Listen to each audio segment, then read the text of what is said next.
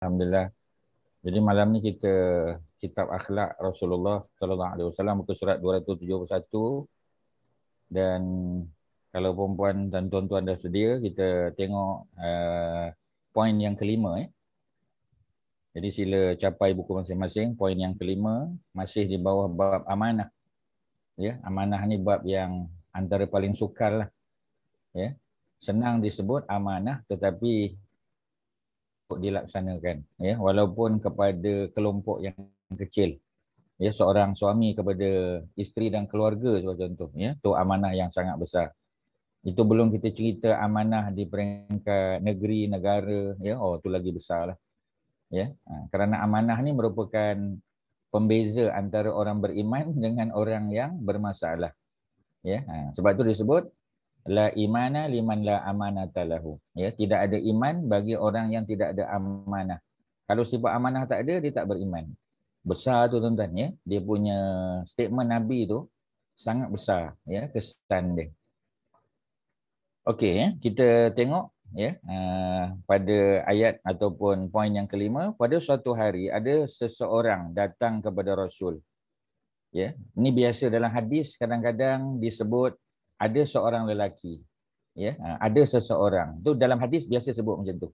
Kadang-kadang, ya, disebut perkara begitu bukan kita tak tahu siapa orangnya. Tetapi, ya, kadang-kadang yang meriwayatkan hadis itu dia ada masalah dengan orang tu. Dia ada masalah peribadi. Ya, dia kecil hati dengan orang tu sebagai contoh. Ya. Contoh kita kata apa ni Saidina Ali. Ya, apabila Aisyah isteri Nabi riwayat hadis cerita Ali datang juga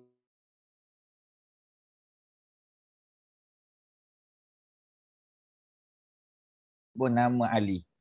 Kerana kita tahu, ya, Aisyah dia memang ada terasa hati. Dia terasa hati dengan Nabi, ya. Terasa hati. Maksudnya dia ada kecil hati bukan dengan Nabi, dengan Ali. Ya.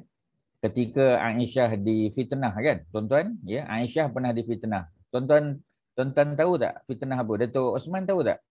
Aisyah difitnah apa puncanya dan apa ni fitnah apa yang Aisyah kena tu, Datuk Osman?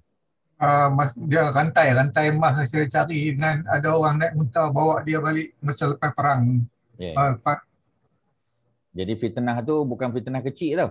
Ini fitnah uh, maknanya Aisyah ada hubungan sulit. Dia bukan ya, sekadar ada apa kita panggil, ada janda mana tak tahu, ya, ada seorang apa ni janda muda, ya, tumpang kereta Datuk Osman balik rumah sebab janda muda tu duduk satu taman dengan Datuk Osman. Ini bukan cerita sekadar tumpang naik kereta, bukan, ya. Jadi orang kata apa masalah ustaz, ya. Aisyah duduk atas unta, yang lelaki tadi duduk tarik tali unta ni. Dia bukan cerita itu saja tuan-tuan. Orang pergi lebih dalam lagi. Maknanya orang kata Aisyah dengan Sofwan tu ada hubungan sulit. Oh, itu besar tuan-tuan. Itu ada masalah besar tu. Ya. Jadi kalau setakat tuan-tuan nampak apa ni tadi cerita Datuk Osman tadi, Datuk Osman pun dia drive kat depan. Yang apa ni janda muda tadi, dia tak duduk sebelah Datuk Osman pun, dia duduk belakang. Ya, dia duduk belakang. Ya, orang ingat Datuk Osman buat Grab, ya. Jadi saja-sajalah, kan, saja nak campur dengan masyarakat. Ya. Ada setengah orang sebab dia kata tak ada kerja pun Ustaz, saya buat Grab lah, dia kata. Bukan ada apa pun, saja nak berkawan, dia kata. Kalau saya duduk rumah ataupun tak ada apa, dia kata. Ya, bawa Grab ni boleh juga berjalan sana sini, ya. Dia kata sekatan pun tak kena, dia kata. Ya, bagus juga idea tu tuan. Jadi fitnah dia ialah fitnah yang melibatkan hubungan sulit. Oh, tu susah tuan. Dan kita tahu Aisyah difitnah untuk beberapa ketika, ya, lebih daripada sebulan. Dan akhirnya Allah turunkan ayat membersihkan Aisyah. Jadi itu fitnah yang sangat besar. Tetapi kesan dia bila Allah turunkan ayat, Aisyah menjadi isteri Nabi yang paling bersih. Pasal isteri lain tak kena fitnah macam tu. Tuan-tuan kena tengok, ya, dia punya kesan dia bila seseorang tu kena fitnah dan dia berjaya lepas daripada fitnah tersebut. Kalau zaman kita melalui mahkamah lah, ya.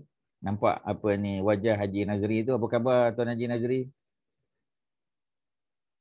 Baik, ya, sihat. Baik, Alhamdulillah. Alhamdulillah. Getting better, eh. Okay. Alhamdulillah. Ada dapat medication ke apa-apa ada, eh? Ada. Alhamdulillah, ya. Jadi ustaz bagi doa tu, amalkanlah doa tu. Terima kasih Ustaz. InsyaAllah. Ya, sebab kekuatan doa ni ialah bila kita amal. Ya, dan benda tu bila kita amal, cuma Ustaz nak bagi, sebab selalu orang tanya ke Ustaz, dia kata, Ustaz, bila kita nak amal sesuatu doa, Ustaz kata dalam hadis, kalau Nabi tak sebut lepas solat ke, malam ke, pagi ke, maknanya dia bila-bila boleh. Ya, dia bila-bila. Cuma biasa orang kaitkan dengan lepas solat tu sebab senang nak ingat. Lepas subuh 3 kali, lepas maghrib 3 kali, tu senang nak ingat. Sebab kalau waktu-waktu lain kadang-kadang kita terlupa, ya. Sebenarnya dia bukanlah mesti lepas solat. Ya, bukan mesti lepas solat. Contoh macam kita kata a'udzubika limatillah hitamah min syarri ma khalaq. Baca 3 kali. Dia bukan mesti lepas solat, tak, ya. Maksudnya menjelang petang maghrib tu, maghrib aja, ya. Maknanya matahari tenggelam je, tu memang timing kena baca a'udzubika limatillah hitamah. Sebab ya, jin syaitan berkeliaran. Tutup semua pintu, ya. Anak-anak kecil kalau kita duduk luar, masuk dalam. Tutup pintu, tutup tingkap. Sebab bila kita tutup pintu, tutup tingkap, kita baca ayat tadi, insya-Allah jin syaitan tak boleh masuk rumah kita. Ya. Tapi kalau kita lupa, bila nak baca dah tak ingat dah. Lepas solat nak baca boleh, tak masalah. Tapi jangan kata Nabi suruh baca lepas solat. Itu salah. Tapi nak baca lepas solat boleh, tak ada masalah. Contoh kena faham dia punya trik dia. Ya, untuk memahami sesuatu. Jadi kalau kadang Kak Rohiza tanya Ustaz, dia kata bila timing, the best time to recite the doa. Ustaz kata Nabi sebut tak? Nabi ada sebut. Bila menjelang malam, ya, maksudnya menjelang matahari tenggelam. Okey, masa tu kita baca. Tapi kalau kita lupa, boleh tak baca waktu lain lepas maghrib ke? Boleh, tak ada masalah. Ya, tu kaedah dia. Okey tuan-tuan, ya. Jadi balik pada cerita tadi, ya, mudah-mudahan Haji Nazri diberi kesembuhan oleh Allah, ya. Mudah-mudahan semua Ustaz tengok ramai doa tu. Ya, tapi kadang-kadang bila kita tengok tu, ya, bila alhamdulillah semua alhamdulillah sampai 13 kali alhamdulillah. Ya. Tuan-tuan kena kritiklah sikit. Ya, tambahlah sikit alhamdulillah apa kan? Alhamdulillah the same thing 13 kali tuan-tuan. Ya, kalau insya-Allah habis semua insya-Allah. Tak ada kreativiti tuan-tuan. Sorry lah, ya. Sebab itu Brother Jamal, ya, apa dia bagi cadangan. Dia kata, ya, nak hantar, bagi tahu kata dah masuk duit tu, hantar terus pada Haji Nazri sudahlah. Ya, tak payah ceritalah dalam grup kan. Betul, terima kasih Haji Jamal. Ustaz lama nak sebut dah, ya. Tapi Ustaz menunggu Haji Jamal dia memecah kesunyian malam, ya. Okey, cantiklah tu. Ya. Kita good job Haji Jamal. Tak tahu dia ada ke tidak hari ni. Tak nampak nama dia. Oh ada, alhamdulillah. Dia angkat tangan dah tu. Ya, sambil makan asam macam biasa as usual lah, ya. Haji Jamal ni. Okey, ya. Tak tahu dia makan asam ataupun candy, Ustaz tak pasti, ya. Tu macam apa tu? Buah ke? Buah. Ya. Ataupun dia panggil gula kundur. Tuan-tuan tahu tak gula-gula kundur? Ada French fry. Apa dia? French fry. French fry kita dah boycott French. Tak ada kena-mengena lah dengan dia. Nak makan. Tak ada kena-mengena. Ya. Okey, Ustaz, ya, tak apa. balik Balik Milo. Milo is sweet. Tak, ini dia punya ni je. Dia punya cawan je sebab Milo bagi free. Tapi dalam dia bukan Milo. Dalam dia susu omega 3. Omega 3, ya. Omega 3. Ya. Sebab omega 3 ni dia ada elemen, dia panggil inflammatory kan. Anti-inflammatory element, ya. So Ustaz kena kita panggil, ya. Frozen shoulder. Jadi frozen shoulder memang kena ambil omega 3 banyak lah, ya. So itulah cerita dia. Okey, tak apa, balik pada cerita tadi. Ya, itulah masalah dia sebab bila zahir, bila orang nampak, ya, dia kata apa Milo ni Ustaz manis tak? Ustaz tak minum Milo. Ini cuma sebab Milo bagi free tu Ustaz minum lah. Ya, tu cerita dia. Okey. Jadi Ustaz cerita tadi, ya. Siapa yang Ustaz cerita tadi yang Aisyah tak sebut nama dia? Siapa tuan-tuan? Ingat siapa yang Ustaz sebut tadi? Aisyah bila riwayat hadis ada lelaki tadi, Aisyah tak sebut nama tu. Ya, dia hanya kata datang seorang lelaki pada Nabi. Saidina Ali. Saidina Ali, ya. Sebab apa Saidina Ali tidak disebut namanya? Kerana ketika Aisyah difitnah, ingat ya dengan baik-baik, ketika Aisyah difitnah, apa yang berlaku? Nabi tanya pada para sahabat, pendapat para sahabat sebab Allah belum turunkan ayat lagi. Ya. Masa tu ramailah orang fitnah Aisyah ni. Ya. Jadi apa ni, tentera Badar pun ada yang apa, yang fitnah Aisyah, tentera Badar. Tentera Badar ni Allah dah ampun dosa, tuan-tuan. Tapi terlibat juga dengan apa, dengan fitnah. Sebab manusia tetap manusia. Walaupun dosa sebelum ni Allah ampun, tapi dia buat dosa baru pula, fitnah orang. Ya. Dan tuan-tuan tahu tak, orang yang fitnah, perempuan yang baik melakukan hubungan sulit, dia dijatuhkan hukuman sebat. Ya, dia kena sebat, tuan-tuan. Ya, sebat minimum 70 kali sebatan. Sebahagian riwayat sebut 80 kali sebatan. Ya, kerana dia menuduh tanpa mendatangkan apa kita panggil saksi. Kena ada 4 saksi.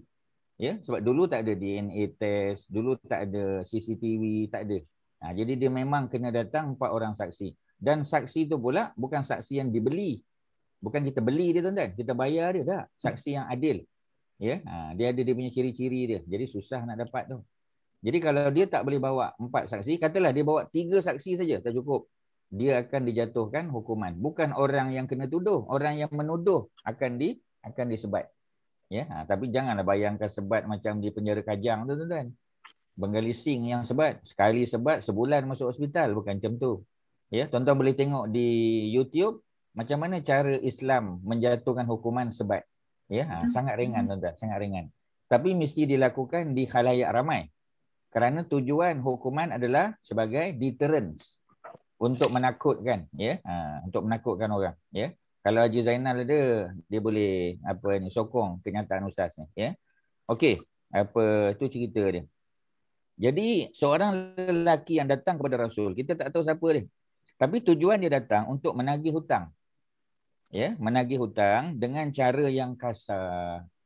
Ya, jadi kita nagih hutang tak boleh cara kasar, tuan-tuan. Ya, tak boleh cara kasar. Maknanya walaupun dah cukup waktu, ya, kita kena gunakan cara yang baiklah. Ya, kita kata apa ni hutang tak bayar. Ya, kita tak boleh kata macam tu. Ya. Para sahabat yang melihat perilaku lelaki tadi, para sahabat pun marahlah. Ya, dan nak memukul lelaki tersebut. Namun Rasulullah melarang mereka dan bersabda, biarkanlah dia, biarkan dia. Ya, biarkan dia. Maknanya jangan ganggu orang tadi. Orang yang dalam kedudukan benar mempunyai dalil dan alasan yang kuat. Sebab orang tadi memang betul, memang Nabi ada hutang dengan dia. Ya, ada tuan-tuan yang tak, Kak Faridah tak mute ke? Ya, tolong mute kan, ya, Kak Faridah. Thank you. Jadi apa kita panggil, ya? Orang tadi memang betul. Ya, memang dia apa kita panggil pernah memberi pinjaman kepada Nabi. Jadi bila dia pernah bagi pinjaman dan cukup masa Nabi kena bayar, tapi Nabi tak boleh bayar. Ya. Jadi Nabi pun kata apa dia, ya? Nabi kata orang yang dalam kedudukan benar, dia ada dalil dan alasan yang kuat. Ya, memang betul. Patutnya aku bayar, tapi aku tak mampu bayar lagi. Berikan kepadanya unta yang umurnya sama dengan unta miliknya. Maksudnya lelaki tadi datang, ya, nak menunjukkan lelaki ni agaknya orang dekat ke orang jauh, tuan-tuan. Ya, Haji Masyah, ya, lelaki ni datang dengan unta. Maknanya dia duduk di tempat yang dekat ke jauh dengan Nabi? Jauh, Ustaz. Ya. Tu memang dengar jauh tu, ya. Jauh, ya. Jadi memang jauh lah, sebab unta memang untuk long distance punya journey. Kalau dia short distance, dia naik apa, tuan-tuan? Ya. Jalan kaki. Keldai lah. Naik. Tak jalan kaki, of course lah. Dia naik keldai, ya, ataupun naik kuda. Ya, kalau apa beza naik keldai dengan naik kuda? Keldai tu dia jalan lambat kan. Kalau kuda? Kuda tu dia pecut. Yalah, apa beza dia? Menunjukkan sikap orang tu apa? Apa beza antara orang yang datang dengan kuda dengan orang yang datang dengan apa keldai? Kuda mahal. Jadi kalau orang naik kuda tu orang yang berada lah. Kak Faridah tengok dari segi material. Nampak sangat Kak Faridah Penyabar. material. Naik keldai penyabar. Apa dia? Naik keldai penyabar. Maknanya orang tu, ya, kalau naik kuda tu. Lambat apa Ustaz kalau naik keldai. Apa dia betul. Tapi maksudnya Maksudnya kalau dia datang dengan kuda, mana dia tak sabar nak dapatkan bayaran tu. Ya. Jadi walaupun dia tak duduk jauh, ya. Jadi oleh kerana itu kita nak bagi tahu orang ni datang jauh ni. Sebab dia datang dengan unta. Maknanya dia bukan orang Madinah. Mungkin besar kemungkinan dia orang Badui. Dia datang daripada pedalaman dan dia datang nak minta utang dia, ya, daripada Nabi. Sebab itu Nabi kata kepada para sahabat, jangan pukul dia. Maksudnya kita kena, tuan-tuan, bila kita baca hadis atau baca ayat Quran, tuan-tuan kena faham dia ada konteks. Ya. Dan bukan semua orang faham konteks. Sebab itu, ya, bila kita tengok kartun kan, kartun, sebab ramai orang hantar kartun lah. Ya, dia hantar kartun tunjuk ni tu. Tuan-tuan kena tahu kartun ni dia ada dia punya sekuen dia. Ya, dia bersiri lah. Ya, tuan-tuan kena faham. Tuan-tuan kena tengok daripada muka surat atas sampai bawah. Kalau kita tengok yang bawah saja, tuan-tuan tak tahu cerita. Kita kena tahu cerita dia. Ya, sebab tu kita tak boleh buat judgement, tak boleh buat pre-judgement, ya. Terutamanya kalau kita tidak ada maklumat yang cukup, tuan-tuan. Dalam hadis macam tu juga. Sebab tu ustaz sebut satu-satu. Dia datang dengan unta, menunjukkan dia seorang yang datang daripada jauh. Dia bukan orang Madinah. Ya, dia bukan downtown Madinah. Dan orang Badui memang biasanya kasar. Badui biasanya kasar. Sebab apa Badui kasar? Sebab dia duduk di tempat yang macam tu lah, tuan-tuan. Okey, ustaz tanya tuan-tuan, ya. Ustaz tanya Haji Mat Syah contoh. Kalau orang ni, ya, kita katalah orang ni suara dia kuat. Kalau kita cakap dengan dia, dia punya volume tinggi. Cuba Haji Mat Syah sebut 2 jenis orang yang suara tinggi. Agaknya orang tu daripada mana dia? Try Haji Mat Syah. Orang Badui lah. Itu kalau di negara Arab. Kalau orang Melayu, orang Malaysia, ya, suara bukan main tinggi lagi. Dia tu siapa ataupun dia datang daripada mana? Haji Mat Syah, try.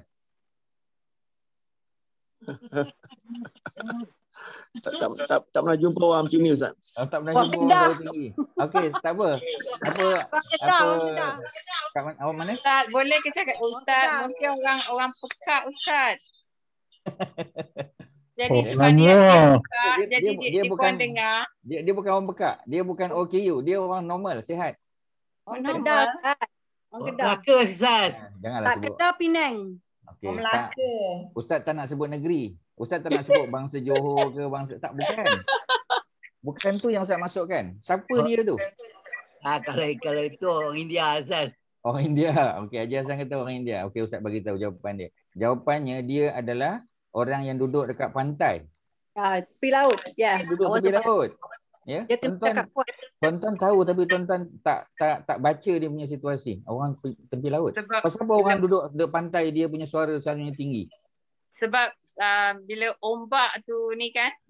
Tuan-tuan, ya. Maknanya orang tepi pantai mungkin dia duduk di kawasan pantai lah, di Terengganu, mungkin di Pahang, ya. Dia duduk kawasan-kawasan tepi pantai. Ya. Memang suara dia tinggi, ya. Memang suara dia kuat. Ya. Kemudian nombor 2 siapa? Datuk Azizul. Yang suara kuat ni siapa biasanya? Suara bukan main kuat lagi. Ya. Siapa Datuk Azizul? Asfar lah kot yang selalu. Ricky cepat jalan dia. Dia bekas pegawai apa tuan-tuan? Kalau waran tuan-tuan, ya. Waran tu lah kan. Ataupun ya. Ataupun siapa? Siapa Datuk Azizul? Siapa lagi? Selalunya orang suara kuat ni dia Wang RSM, Ustaz. RSM dah. Yang jaga airline tu tak? RSM. Satu-satu. F dia nak turun kan? Dia Navy tuan-tuan, Navy. RSM Dia Navy, ya. Dia Navy. Dan Navy. dia bagi meriam tuan-tuan, meriam. Hari ni pun hari tentera darat pun. Tentera darat pun, ya. Tapi dia memang ya, dia memang meriam punya geng tuan-tuan. Sebab tu dia memang suara kuat. Ya. Jadi pasal ustaz biasa bawa geng Navy tuan-tuan, pergi umrah pun ada. Ya, daripada Laksmana sampailah ke komander, ya, ke kapten, komander dan seterusnya. Jadi dah biasa campur dengan grup ni tuan-tuan. Jadi tahulah, ya. Beberapa orang Laksmana lah yang ustaz pernah bawa. Ya, banyak Tan Sri lah ustaz bawa. Ni beberapa orang lah. Ya. Jadi Laksmana Sedia duduk kapal tu. Betul, ya. Laksmana tak ada masalah. Yang bukan laksamana ni. Ya. Okey, Orang tak cakap apa. kuat Ustaz. Betul, memang dia cakap kuat. Tapi dia kata, dia awal-awal kata, Ustaz, jangan terkejut, kami memang jenis suara kuat. Ya, Ustaz kata sebab apa? Dia pun cerita, tu Ustaz faham tu. Ya, okey, tak apa. Itu sekadar test tuan-tuan punya general knowledge saja. Ya, balik kepada Islamic knowledge kita, tuan-tuan. Jadi, balik pada cerita tadi, Nabi bagi tahu dia ni betul. Ya, dan dia ada dalil, dia ada hujah. Berikan kepadanya unta yang umurnya sama dengan unta miliknya, ya. Jadi maksudnya kemungkinan besar sebab kadang-kadang Nabi bila apa kita panggil, ya, bila ada orang datang minta bantuan ke apa semua sebagainya, ya, Nabi beli unta orang lain sebab unta kita tahu, ya, unta ni adalah kenderaan yang paling berharga lah pada masa tu. Sebab orang travel memang pakai unta. Jadi Nabi beli unta tu bukan untuk Nabi. Nabi belikan untuk orang lain, tuan-tuan. Ya, tapi Nabi yang jamin untuk bayar. Dan akhirnya Nabi tak boleh bayar. Katalah Nabi tak boleh bayar. Sahabat akan tolong bayarlah. Ya, sebab tu Nabi kata berikan kepadanya. Maknanya bayar kepadanya unta yang umurnya sama dengan unta miliknya. Jadi kalau dia datang dengan unta yang kita kata muda lagi, ya, bayar balik, ya, dengan unta yang sebaya dengan unta tersebut. Maksudnya macam tu. Kemudian Rasul pun bersabda, ya, dengan baik-baik. Berikan kepadanya kerana sesungguhnya orang yang terbaik antara kamu, yang terbaik tu, ya, the best among you adalah orang yang membayar hutang dengan cara yang terbaik. Cara yang terbaik macam mana, tuan-tuan?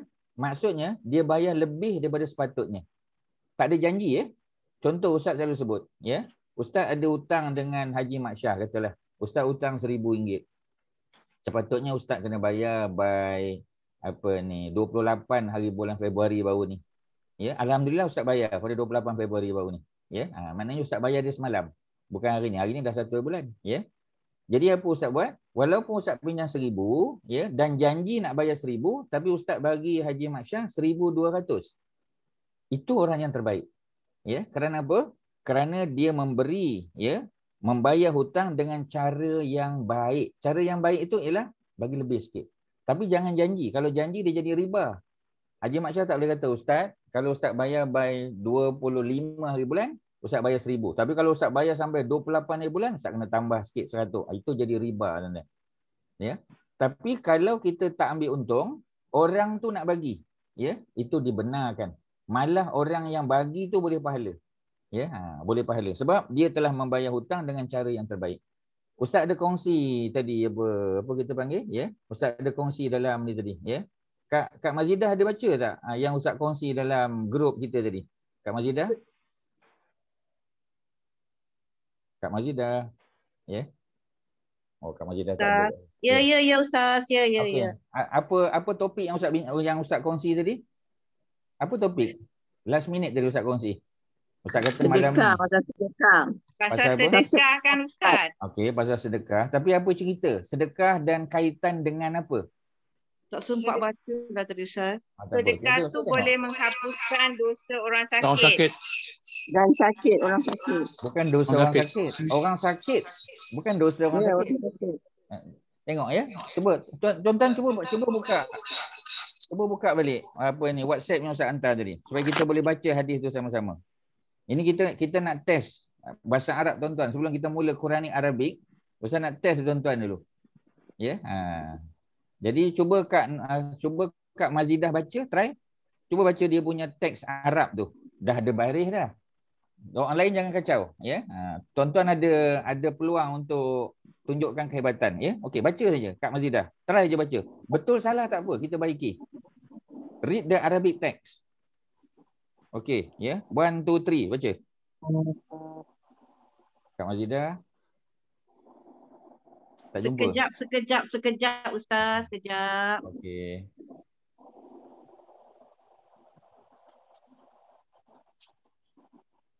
Silakan. Okey, dia punya yang Jawi ya? Auzubillah. Yang Arabik. Dia bukan Jawi Yang tu, Arabik. Arabiknya. Dawu tu. Ya, baca.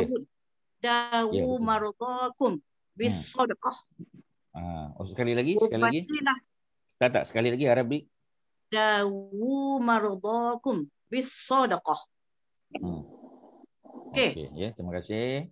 Ubatilah orang yang Apa sakit ni? di antara kalian. Ya betul. Ya. Okey. Cuba nak dengar Datuk Osman baca. Try Datuk Osman yang Arabic text saja. Baca Datuk Osman.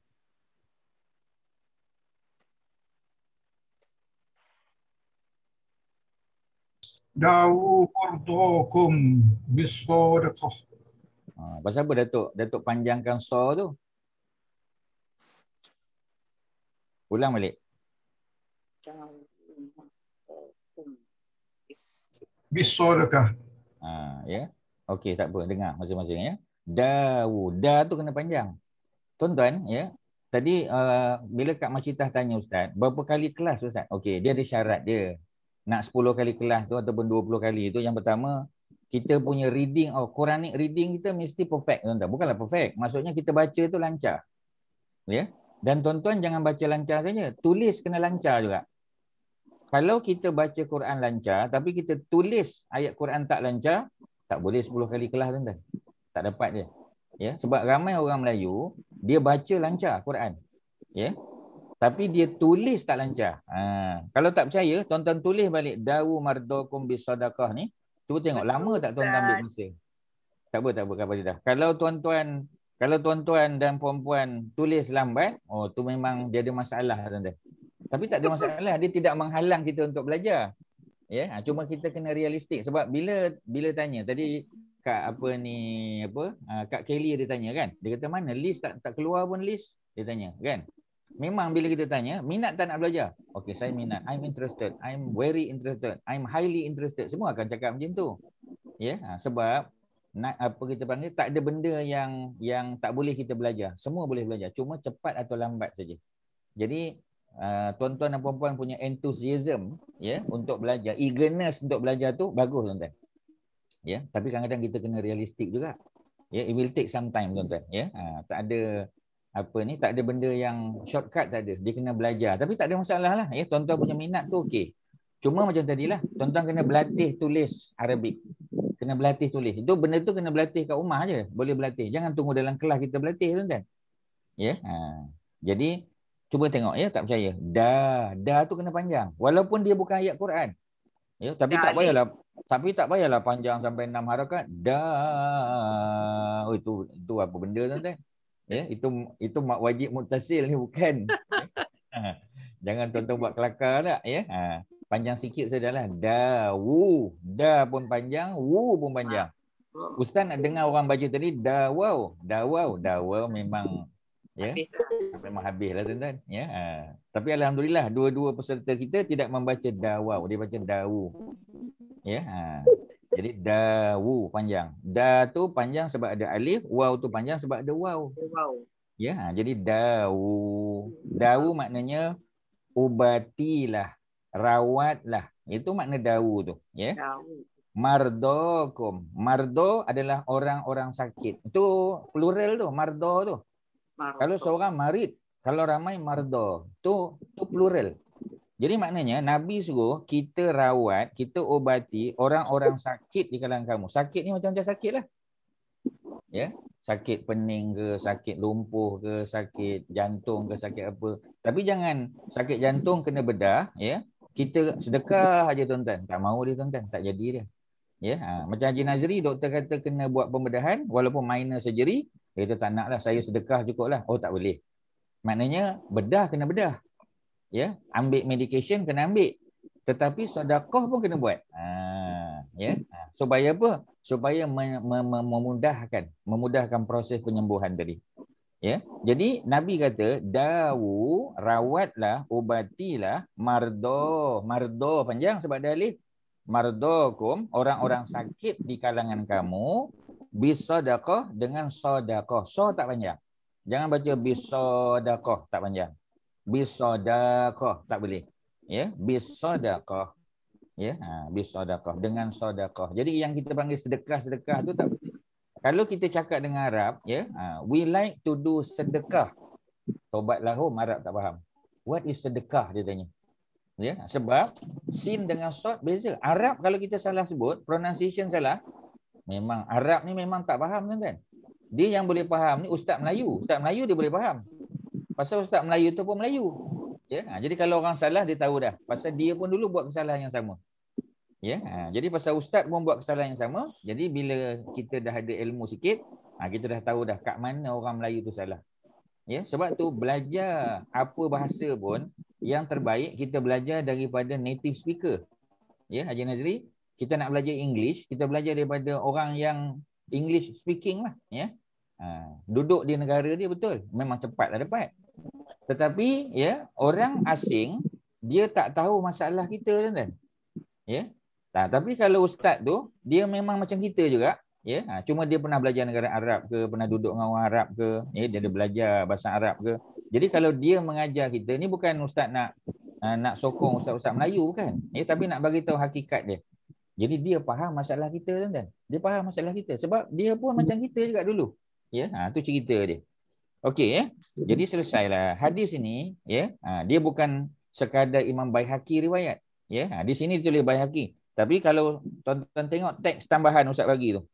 Nampak tak bawah dia tu kan ustaz bagi kan? Yang warna biru putih tu, ya.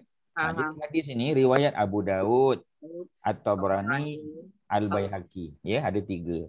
Dan hadis ni tak sahih. Nanti Haji Nazri tanya, ya, ustaz hadis ni sahih tak? Jawapannya tak sahih. Tetapi dia hasan. Hasan boleh pakai tak Haji Nazri? Boleh tak Hasan? Boleh ke tak? Ya, tunjuk. Ya, boleh. Boleh. Hadis ni hadis hasan. So boleh pakailah. Ya. Memang tuan-tuan kalau baca hadis ni, asal-asal hadis ni lemah. Hadis ni dhaif. Tetapi sebab banyak jalan-jalan lain, ada banyak yang meriwayatkan hadis ni, dia naik, dia upgraded. Hadis ni kita boleh upgrade dia. Ya, daripada dhaif dia jadi hasan, boleh tuan-tuan. Ya, dia ada teknik dia lah, ada trik dia. Yang tu teknikal, ustaz tak boleh cerita detail lah. Tapi nak bagi tahu ada hadis yang boleh naik taraf. Kita upgrade dia punya standard dia. Ini contoh dia, ya. Cuba baca bawah tu, ya. Ustaz baca. Ketika mengulas hadis ini, Syekh Abdullah Al-Jibrin, ni seorang tokoh ulama moden, ya. Dia kata, maknanya bahawa sedekah adalah cara pengubatan yang bermanfaat dan berguna untuk menyembuhkan orang sakit serta meringankan rasa sakit yang dialami. Jadi kalau kita sakit tuan-tuan, di samping kita berubat, makan ubat, jumpa doktor, ya, kita jaga pantang larang, at the same time kita tambahkan sedekah. Sedekah online ya sekarang ni tuan-tuan. Ya. Hal ini dikuatkan dengan hadis Nabi. Nabi kata apa? Sedekah boleh menghapuskan dosa sebagaimana air memadamkan api, bukan mematikan, memadamkan. Ya, cuba ada api, kemudian kita simbah dengan air, ya. Dan api itu padam. Macam itulah ya fungsi sedekah terhadap sakit. Mungkin sebahagian penyakit yang dialaminya tu adalah hukuman atas dosa yang telah kita lakukan. Mungkin kita ada buat dosa, kita ada buat kesalahan. Dengan sebab salah dosa kita tu, Allah datangkan sakit. Ya. Jadi bila kita sedekah, jadi sedekah kita tu memadamkan ya dosa kita tadi. Bila dosa kita terpadam, maka sakit kita pun hilang. Tuan-tuan nampak tadi punya correlation dia. Ya, Haji Hasan nampak tak correlation dia Haji Hasan? Antara sedekah dengan sembuh sakit. Haji Hasan? Dua-dua Haji Hasan lah. Yang mana satu tak apa. Ya. Tengah pula tuan-tuan. Ya, Haji Hasan. Okey. Nampak tak correlation dia Haji Hasan? Tak nampak sangat Ustaz. Tak nampak sangat. Okey, Ustaz bagi simple apa ni dia. Dosa tu, ya. Dosa, kita buat satu dosa. Bila kita buat dosa, Allah datangkan sakit. Okey, Haji Nazri nampak Kita buat dosa, bila kita buat dosa, Allah datangkan sakit. Okey. Jadi, macam mana kita nak hilangkan sakit tu? Kita nak hilangkan sakit tu, kita hilangkanlah punca dia. Dia punya root cause dia tuan-tuan. Apa root cause dia? Haji Jamal ada dengar tak Ustaz sebut tadi? Dengar Ustaz, saya ke belakang tadi, minta maaf. Ya, tak apa. Ustaz nampak dia pergi ke belakang tadi tu. Ya. Tapi Ustaz buat tanya. Sebab Ustaz nampak dia baru duduk tu. Ya. Jadi apa ni Haji Jamal, ya. Ada seorang ni dia buat satu dosa, katalah dia menghantar orang ke mengumpat apa semua. Jadi Allah datangkan dia sakit. Dia kena sakit kaki ke, sakit apa ke kan, ya. Lepas tu dia nak ubat sakit tu. Dia pergi jumpa doktor. Doktor bagilah medication, ambil 2 kali sehari apa semua okey, ya. Tetapi the root cause of the sakit tu ialah dosa dia. Macam mana dia nak sembuhkan sakit tadi? Menghilangkan dosa tu. Macam mana nak hilangkan dosa tu? Salah satunya bertaubatlah, lah taubat, ya. Dan sedekah. Bila sedekah tu dia lakukan, ya, maka Allah akan ampunkan dosa dia. Bila dosanya terampun, last sekali apa jadi tuan-tuan? Apa dia punya end result dia? Kak Masyita, ya. Tuan-tuan, bila Allah dah ampunkan dosa, apa jadi pada orang tu, Kak Masyita? Sihatlah. Apa dia? Sihatlah dia. Sihatlah dia. Allah sembuhkanlah penyakit, sebab punca penyakit tu dosa tadi. Kita mungkin tak perasan tuan-tuan. Ustaz pun kadang kita tak perasan, mungkin kita buat dosa. Ya. Kebetulan tadi mungkin semalam ke dulu semalam Ustaz bercakap dengan ayah Ustaz, dengan mak Ustaz. Kita bercakap sesuatu yang menyebabkan mak dengan ayah kita rasa kecil hati. Ustaz dah berdosa sebab Ustaz kecilkan hati dia. Ya. Jadi bila Ustaz kecilkan hati dia, dia tak marah kat Ustaz depan-depan, ya. Tapi Ustaz ada kesalahan. Dengan sebab kesalahan tu Allah datangkan satu sakit kat Ustaz. Jadi sakit tu katalah apa ni, tadilah frozen shoulder ke apa-apalah, ya. Jadi tapi macam garanti ke Ustaz? Bila Kak Masyita kata garanti tu macam melawan takdir. Mana ada sesuatu yang garanti, tak ada. Orang yang amal soleh, orang yang beramal soleh, dia buat baik, garanti ke dia masuk syurga? Kita tak tahu. Sebab masuk syurga tu dengan apa, Kak Masyita? Seseorang tu masuk syurga dengan rahmat. Dan rahmat Allah. Walaupun ibadah dia setinggi gunung, walaupun ibadah dia melangit, tetapi masuk syurga tetap dengan rahmat Allah, kerana ibadah yang kita buat ni hanya, Kak Masyita, ibadah yang kita buat ni hanya apa? Ibadah yang kita buat ni, tuan-tuan dan puan-puan, ibadah yang kita buat ni hanya apa? Hanya sedikit. Ciput aja ibadah kita ni, tuan-tuan. Ya, kita rasa ibadah kita banyak, ya, sembahyang waktu kita jaga, sembahyang sunat, ya, sedekah, zakat, dan kita rasa ibadah kita tu banyak. Memang ibadah tu banyaklah daripada orang yang tak buat, memanglah ibadah kita banyak, tapi sebenarnya tak memadai. Kerana nikmat yang Allah bagi pada kita cukup banyak. Ni buat akidah ni, tuan-tuan. Sebab nikmat yang Allah bagi tak terbalas, tuan-tuan, terlalu banyak. Ya, cuba bayangkan Allah bagi kita nikmat yang terlalu banyak, sembahyang duha 2 rakaat je, tuan-tuan. Dan kita rasa ibadah apa ni, solat 2 rakaat tu dah mencukupi. Memanglah tuan-tuan, daripada tak buat memang baguslah buat, tapi sebenarnya tak memadai, tuan-tuan. Even kalau kita buat 8 rakaat pun, tuan-tuan, masih kalau banding dengan nikmat Allah bagi, sikit sangat, tuan-tuan. Sebab itu sebenarnya tak layak kita masuk syurga Allah. Ya. Tetapi kerana rahmat Allah, ya. Sebab Allah tengok kita ni, ya. Masa ada kelas online dia datang, ya. Dah ada kelas online dia nak tambah pula lagi, tuan-tuan, kelas online lagi. Ya. Itu maknanya Allah nampak kesungguhan kita, dan akhirnya Allah masuk kita dalam syurga kerana rahmatnya, tuan-tuan. Tuan-tuan kena faham dia punya correlation tu. Saya harap Haji Hassan dah faham, ya. Orang tu sakit pasal dosa. Jadi macam mana nak hapuskan dosa tadi? Macam-macam lah. Istighfar, minta ampun dengan Allah, dan sedekah. Bila dia buat benda tu, Allah ampunkan dosanya. Bila dosanya terampun, dia punya end result dia apa? Oh, sakit dia pun hilang. Itulah correlation dia, tuan-tuan. Ya, saya harap tuan-tuan boleh faham. Okey, ya. Okey, sama. Terima kasih, ya. Juga kepada tuan-tuan, Kak Masyitah dan siapa lagi yang menjawab tadi. Okey, selesai. Haji Jamal boleh faham tak apa Ustaz sebut tadi? Boleh tunjuk good je, ya. Okey, terima kasih. Jadi faham, ya. Okey, tuan-tuan, kita tengok correlation dia, ya. Maknanya orang yang berhutang, ya. Orang yang berhutang bila dia bayar balik, ya, dia bayar dengan cara yang terbaik, tuan-tuan. Ya, bukan sekadar dibayar, sekadar yang dia hutang tu dibayar lebih pula, tuan-tuan. Ya. Cuba tuan-tuan kaitkan, ya. Sedekah sunat. Sedekah sunat kan? Kak Masyita, sedekah sunat ke wajib? Nama pun sedekah. Ya. Dia sunat. Dia sunat je. Benda sunat pun boleh menyembuhkan sakit kita. Hutang benda wajib, agak-agaknya macam mana? Orang sedekah, Allah ampun dosa dan Allah sembuhkan dia sakit. Kalau hutang macam mana? Yang wajib hukum dia. Sedekah sunat. Yang hutang macam mana? Wajib kan? Agak-agaknya macam mana kesannya? Oh, lebih-lebih lagi, tuan-tuan. Tuan-tuan kena faham macam tu. Itu dia punya kaedah dia. Kalau sedekah yang sunat pun boleh membantu menyembuhkan sakit atau mengurangkan sakit, tak garanti. Kak Masyarakat tanya tadi, garanti ke? Tak ada benda yang garanti, tuan-tuan. Ya? Kerana semua dengan rahmat Allah. Ya? Tapi ibadah kena buatlah continuously. Ya? Jangan kata kalau macam tu Ustaz, tak adalah kita nak sungguh-sungguh. Tak boleh. Kena sungguh juga. Ya? Jadi kalau sedekah yang sunat pun Allah boleh bantu sembuhkan sakit, ini kan pula hutang yang memang wajib dibayar. Itu lagilah cepat Allah sembuhkan sakit kita, tuan-tuan. Haji Mak Syah boleh faham tak apa Ustaz sebut? Boleh Ustaz. Terima kasih. Okey, alhamdulillah.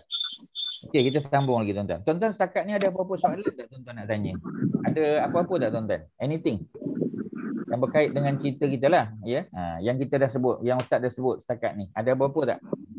Ya. Ada apa-apa tak nak tanya? Shirin ada apa, Shirin?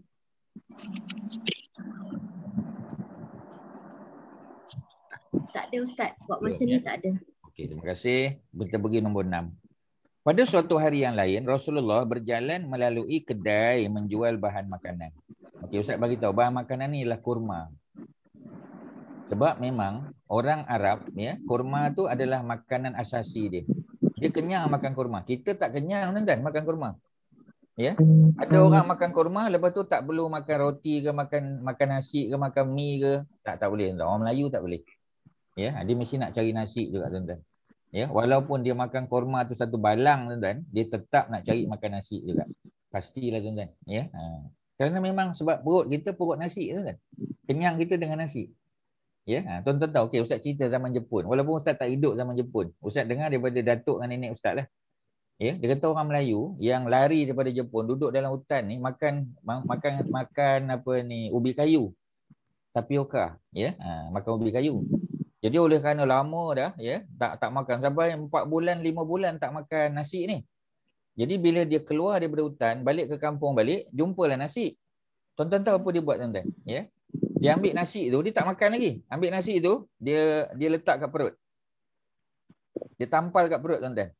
Ya, tuan-tuan tahu tak apa sebab? Apa sebab Datuk Osman? Dia tampal kat perut. Nak bagi tahu apa?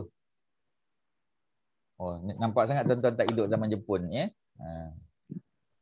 Nak hilangkan kembung ke? Bukan, ya. Abak kat perut ke tadi? Abak kat perut? Ni nasi. Betul, tuan-tuan. Betul, you are right. Absolutely right. Dia nak bagi tahu. Okey, takut tak kena. Pasal dah 5 bulan. Tuan-tuan, itu sebab tu Ustaz kata tadi. Alhamdulillah Ustaz berkawan dengan ramai orang veteran, ya. Dan dia orang bagi tahu sebab Ustaz tak hidup zaman Jepun. Ustaz pernah pergi Jepun lah. Ya, tapi Ustaz pergi Tokyo, ya, pergi Nagasaki, ya. Tapi kita tak pergi apa kita panggil, kita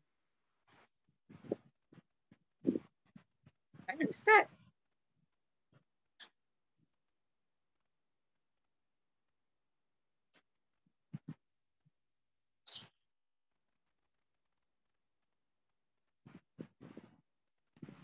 Weapon. Itulah hilang. Tak dengar pun. Ustaz. Video dia pun status dulu. Hello. Jamal. Nazri, tolong mute yang lain tu semua. Nazri, tolong mute yang lain. Mengganggu.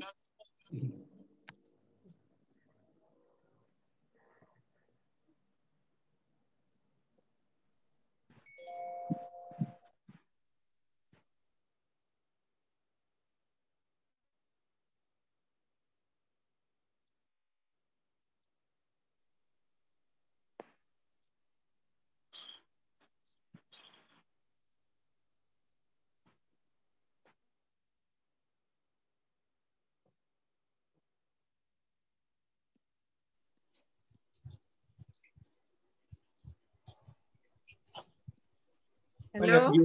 Mana pergi Ustaz? What happened? Ustaz tak ada. Ya? Power failure kot. Cuba telefon. Power failure. Nazri, you mute semua. You mute yang lain. Bagi tunggu Ustaz masuk. Nazri, mute semua yang lain. Tunggu Ustaz masuk. Ustaz kata blackout. Blackout. Oh, dia blackout. So, macam mana? Tunggu sekejap lah kot. Ya, sorry ya. Ada blackout sekejap. Ya. Blackout. Okey ya. Jadi apa ni, connection dia tak ni. Jadi alhamdulillah dah okey dah. Jadi balik pada cerita tadi, dia nak kenalkan kepada perut kita tentang nasi tadi. Itu cerita dia tuan-tuan ya. Okey. Jadi balik pada kisah lelaki tadi ya. Rasulullah berjalan melalui kedai ya, gerai atau kedai yang menjual makanan. Makanan yang dimaksudkan apa dia? Adalah kurma ya. Kurma bahasa Arab kita panggil apa, Shirin? Kurma dalam bahasa Arab. Kurma yang kering kita panggil apa? Rutok. Rutok kurma basah. Kurma yang kering. Tamar. Kurma kering tamar. Kalau kurma basah rutok. Ya. Kalau kurma muda siapa tahu? Datuk Azizul, kurma muda. Siapa yang boleh jawab? Kurma muda apa dia? Tak lupa tak Allah. Ya. Orang lain siapa yang tahu? Siapa boleh jawab? Kurma muda, kurma yang muda, yang merah-merah tu, yang kelat tu. Ya, kita panggil apa tu? Yang tu tuan-tuan kena salin sebab tuan-tuan tak berapa tahu. Jadi kena salin. Okay, kurma. Ya. Kurma yang kelat. Ya, kita panggil apa tu? Kurma muda tu. Ya, istilah dia balah. Balamha. Balah nama dia. Yang tu tuan-tuan kena salin. Kalau tuan-tuan tak salin, tuan-tuan tak ingat. Ya, macam itulah benda tu kena salin tuan-tuan. Ya. Yang cerita nasi tampal kat perut tu tak payah salin tuan-tuan. Ustaz tengok tadi tuan-tuan menyalin tu. Nasi tampal kat perut tu, bukan main hebat lagi dia menyalin. Tapi yang balah dia tak menyalin. Dalam exam, yang nasi tampal kat perut tu tak keluar tuan-tuan. Kalau ustaz buat soalan, ustaz tak tanya yang nasi tampal kat perut zaman Jepun tu. Ustaz akan tanya kurma muda apa nama dia. Ya, tu cerita dia tuan-tuan. Jadi satu lagi ya, perkara yang berkait dengan kelas ni tuan-tuan. Kelas apa pun ialah kemahiran kita untuk memilih apa nak tulis. Kita tak boleh tulis semua tuan-tuan. Kita tak perlu tulis semua. Kita hanya perlu tulis yang penting saja. Ya, tapi kalau tuan-tuan memang jenis menyalin hebat, tuan-tuan boleh salin semua benda, tak ada masalah. Tapi nanti bila tuan-tuan baca balik, tuan-tuan kena bezakan mana poin penting yang kena salin dan mana yang tak perlu. Ya, itu cerita ni. Itu satu kemahiran juga, ya. Okey, jadi Nabi bila sampai kat tempat tamar tadi, ya, tamar, maka Nabi masukkan tangannya. Dalam riwayat lain kata, Nabi masukkan tongkat baginda. Macam ada kayu. Nabi masukkan ke dalam. Dia macam peti ataupun balang, ya, satu bekas. Nabi masukkan tangan ataupun Nabi masukkan tongkat dalam satu riwayat lain dalam melonggokkan buah kurma tadi, dan jari-jari Nabi, kalau Nabi guna tangan, merasakan ada sesuatu yang basah di bahagian bawah. Maknanya dia ada macam bekas, ada kotak, ya, ataupun kita kata bakul. Jadi bila Nabi masukkan, atas tu nampak apa makna tamar tadi, Datuk Azizul? Tamar tu apa dia? Kurma apa?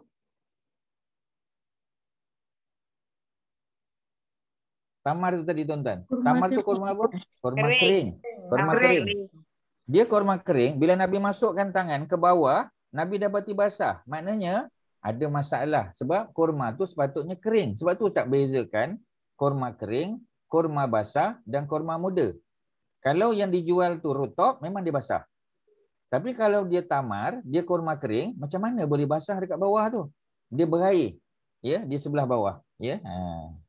Jadi di bahagian bawah itu longgokan makanan tersebut, kurma tersebut, ya. Baginda pun bertanya kepada penjual, yang basah ini apa dia? Ya, sebab tulis kat situ kurma kering. Tiba-tiba di bahagian bawah ada basah. Orang itu jawab, terkena hujan ya Rasulullah. Terkena hujan. Maknanya tempat dia simpan barang tu, storage dia. Sebab tuan-tuan tahulah, Masjid Nabawi pun atap dia pakai apa tuan-tuan? Atap Masjid Nabawi pakai apa? Pakai apa tuan-tuan? Daun pelepah. Pelepah kurma tuan-tuan. Ya, sebab itu dalam bulan Ramadan Nabi solat subuh, ya. Bila Nabi bagi salam, sahabat tengok Nabi punya dahi ada kesan tanah yang basah. Ya, sebab Masjid Nabawi pada masa itu tak ada kapet, dia tak ada marmar, tak ada tuan-tuan. Jadi sebab tu dahi Nabi basah. Ya. Dan dahi Nabi yang basah itu menunjukkan malam tadi hujan turun di Madinah. Ya. Dan ketika hujan tu turun, malam itulah ya, para ulama kata berlaku Lailatul Qadar. Lailatul Qadar malam tu. Ya. Jadi kita pun dah dekat nak hampir masuk Ramadan ya. 40 hari lebih je ya, apa ni lagi. Jadi maksudnya nak bagi tahu bahawasanya Lailatul Qadar boleh berlaku pada malam yang turun hujan. Ada orang kata malam tu mesti elok, tenang, betul ya, dan tak turun hujan. Tak tuan-tuan. Pernah turun hujan pada malam Qadar. Ya, hadis tu hadis Sahih Muslim tuan-tuan. Dalam Sahih Bukhari pun ada.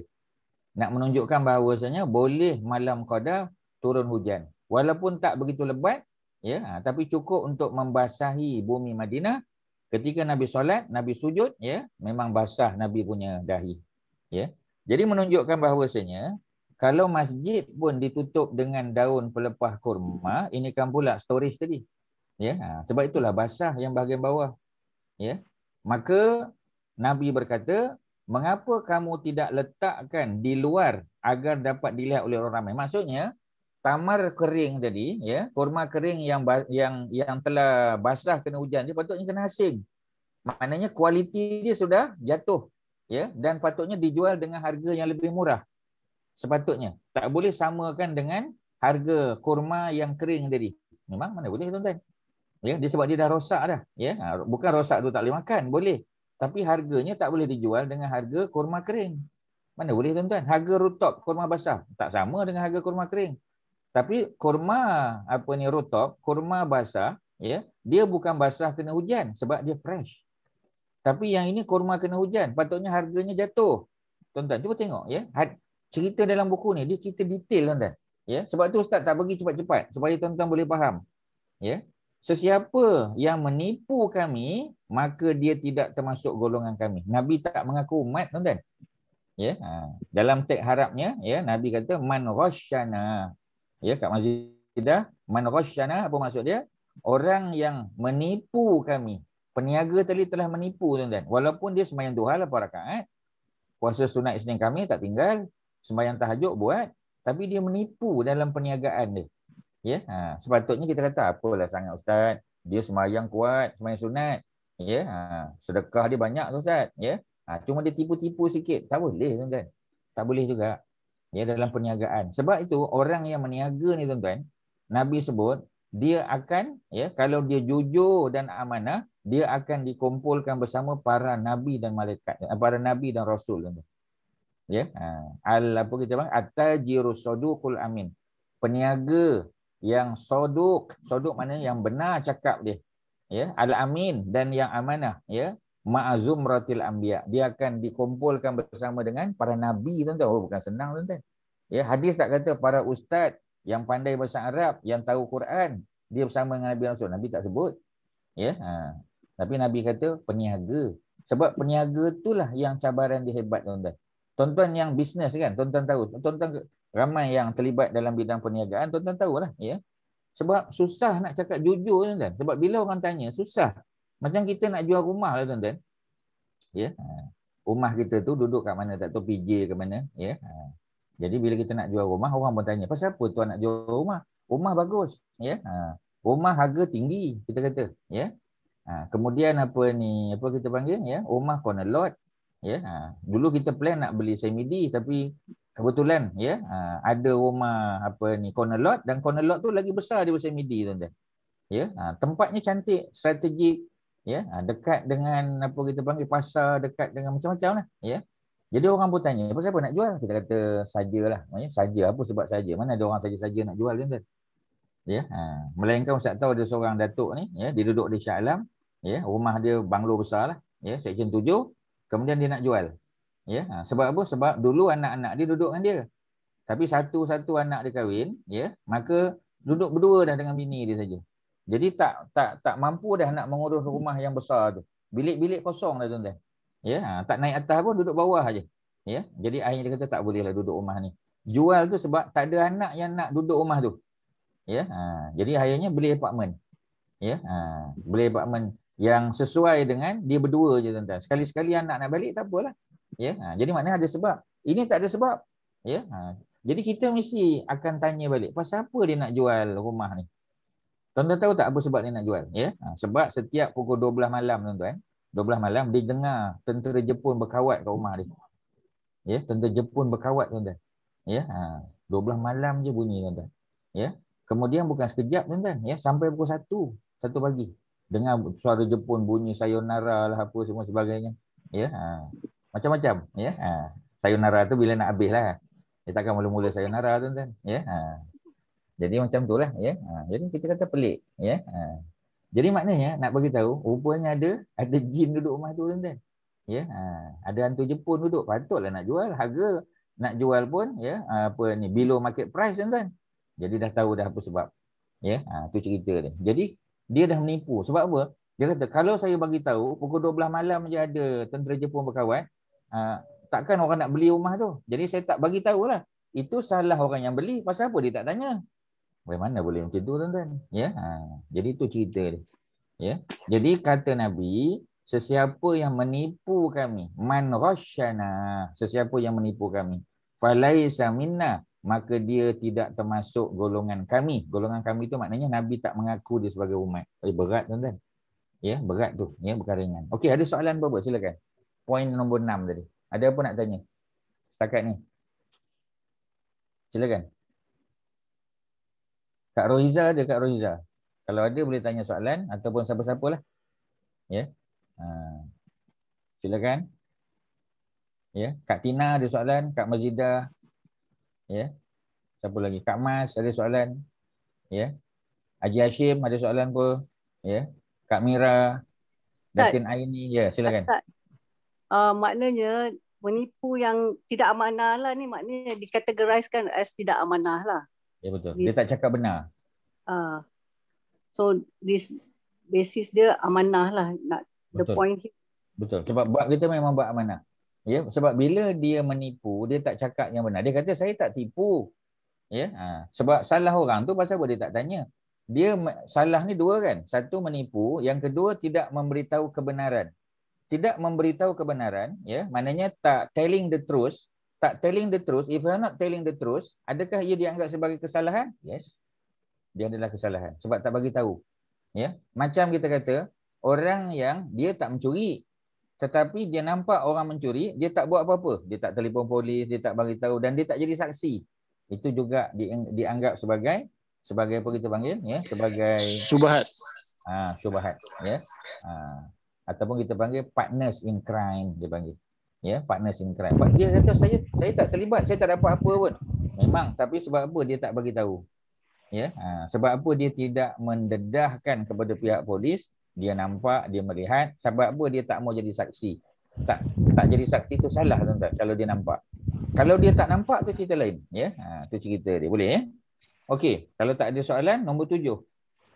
Rasulullah SAW mengutus sahabat yang bernama Abdullah bin Rawahah untuk pergi ke Khaybar. Ya, jadi nak pergi Khaybar. Khaybar ni dekat mana tuan-tuan? Tuan-tuan pernah dengar tak Khaybar? Datuk Azizul pernah dengar tak Khaybar ni kat mana? Dekat Iraq ke, masih Arab Saudi ke, dekat Syria ke, kat mana Khaybar ni tuan-tuan? Siapa boleh jawab? Afghanistan. Ajasan, ya. Afghanistan, Pakistan. Afghanistan, Pakistan jauh sangat tu. Di Saudi. Di Mesir Saudi, betul. Mesir Khaybar. Saudi. Jadi Khaybar ni di utara Madinah. Tempat apa? Utara Madinah. Okey. Tempat apa tu Datuk Azizul? Dia apa ni, kubur Yahudi dia. Kubur Yahudi, betul ya. Orang Yahudi duduk sini. Asalnya orang Yahudi ni duduk Madinah. Bani Khaybar.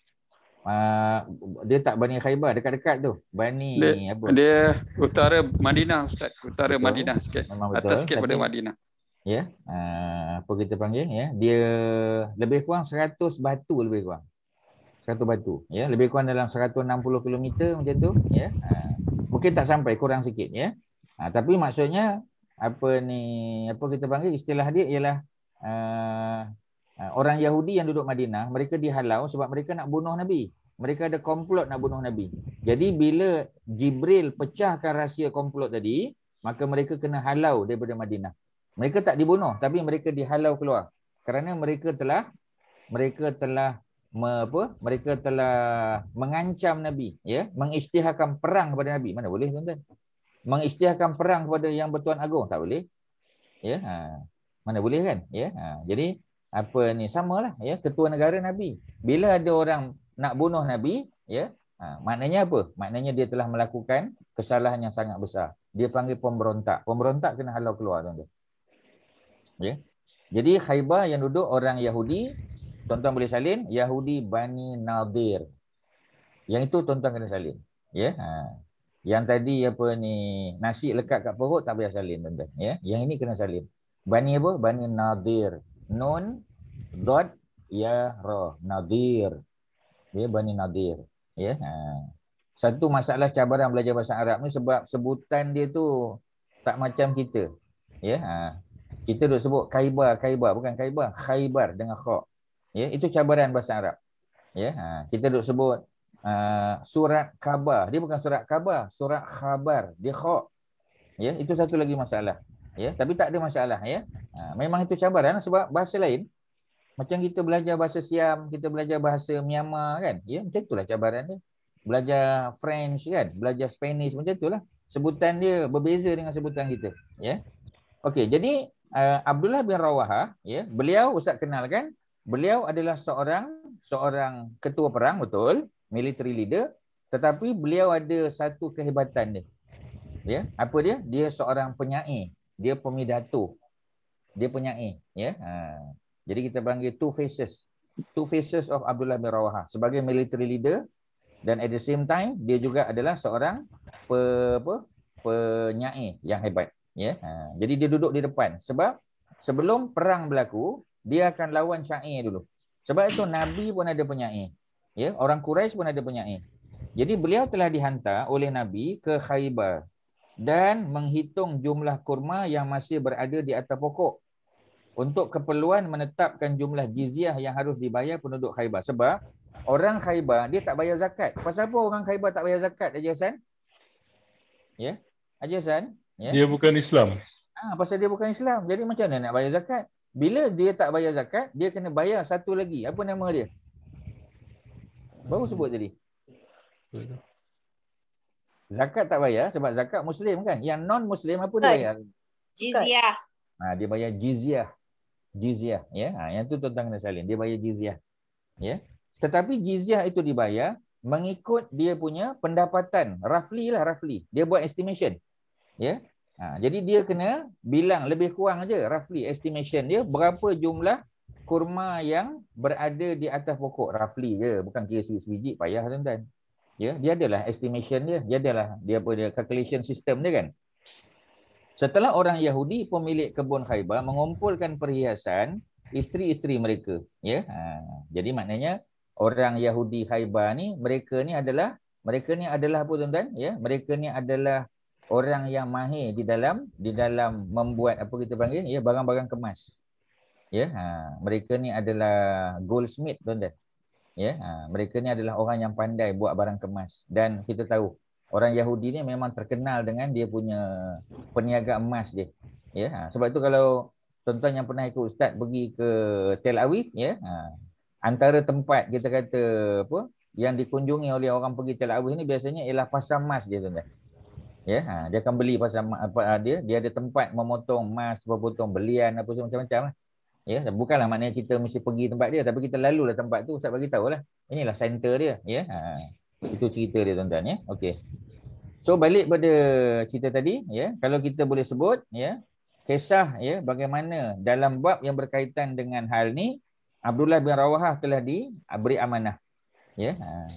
Mereka bertemu Abdullah dan berkata, "Ini untukmu, tetapi berilah kami keringanan dan catatlah sedikit pada jumlah tafsiranmu." Maknanya dia nak rasuah Abdullah bin Rawahah. Dia nak rasuah, tuan-tuan. Ya, dia kata apa ni Abdullah, ya, ini habuan kau, dia bagi sikit. Ya, dalam bentuk emas ke apa-apalah, ya. Tapi dia kata, "Berilah kami keringanan dan catatlah sedikit, ya, pada jumlah taksiranmu." Ya, jangan estimate tinggi sangat, rendah sikit. Ya, maknanya dia nak rasuah Abdullah. Abdullah menjawab, "Wahai orang-orang Yahudi, ya ma'syaral yahud, wahai orang Yahudi, wallahi, demi Allah, sesungguhnya engkau adalah makhluk Allah yang paling aku benci. Ya, dia cakap depan-depan je. Namun hal ini tidak membuatku bersikap zalim. Jadi walaupun aku tak suka orang Yahudi, tapi aku tak akan buat zalim. Ya, aku tak akan buat zalim kepada kamu. Maksudnya, dia akan catat seperti mana yang dia buat taksiran. Ya, tu taksiran. Nama pun taksiran, tuan-tuan. Ya, taksiran cukai pendapatan kita katakan, ya. Itu kan taksiran. Ya, mungkin ada lebih sikit, mungkin ada kurang, berdasar kepada, sebab tu dia nak tengok kita punya dokumen kan. Ya, tuan-tuan beli barang apa semua sebagainya, buat zakat apa semua, nak kena tunjuklah dia punya bukti. Ya, adalah hitam putih dia documentation. Kalau tidak macam mana? Ya, itu mana taksiran tadi. Ya. Jadi oleh kerana itu, ya, dia kata aku tak akan buat zalim. Harta rasuah yang kamu tawarkan kepadaku adalah harta haram, kami tidak akan memakannya. Tak, bukan. Ya. Jadi ada orang kata, ya, dia kata boleh Ustaz ambil. Yang tak boleh kita makan je duit tu. Kita beli makanan. Tapi boleh kita kita panggil ganti tayar, boleh tak tayar? Sebab tayar kita tak makan. Tukar sport rim. Ya, ataupun buat pagar rumah. Ya, ganti tandas. Ya, buat longkang, boleh tak tuan-tuan? Ya. Untuk diri sendiri tak boleh tuan-tuan. Ya, ambil tu memang tak boleh dah. Kalau katalah, ya, duit tu duit tak halal sebagai contoh, ya. Tapi bukanlah daripada rasuah memang tak boleh ambil. Katalah, ya, sebab tu pusat zakat dia ada satu tabung. Dia panggil tabung non-syariah compliant. Ya, sebab tu tuan-tuan, bila kita keluar zakat tu dia akan tanya, "Encik ada tak apa-apa duit yang yang tidak patuh syarak?" Ya, kita kata saya ada simpan duit dalam satu conventional bank. Ya, saya dapat keuntungan dividen banyak ni dan memang ada. Dan duit ni duit tak patuh syarak, ya. Macam mana? Dia kata masukkan dalam akaun ni. Akaun tu akaun apa tuan-tuan? Akaun tu dia akan baiki jalan. Ya, jalan secara umum, bukan untuk kita, untuk umum. Ya, buat jambatan sebagai contoh, buat tandas, buat pagar kita panggil pagar sekolah dan sebagainya. Boleh tak? Jawapannya boleh. Maknanya dia ada dia punya exit plan dia tuan-tuan. Ya, duit yang tak patuh syarak ni tuan-tuan jangan guna. Ya, tapi bagi orang miskin, orang fakir boleh. Ya, fakir miskin ni tuan-tuan, duit haram pun dia boleh pakai. Duit haram kita lah, ya. Duit tu tak patuh syarak, duit haram dia orang marah. Ya, duit tak patuh syarak. Ya, duit yang tak syariah compliant. Dapat dividen tadi kita kata, ya. Jadi dividen tu kita boleh bagi sedekah kepada kita panggil, ya, non muslim, tak ada masalah. Ya, muslim pun boleh. Kita kata ni dia nak buat makan, ya, buat sekolah anak dia, tak ada masalah tuan-tuan. Fakir miskin dia layak dapat. Tapi jangan tuan-tuan bagi tahu pula.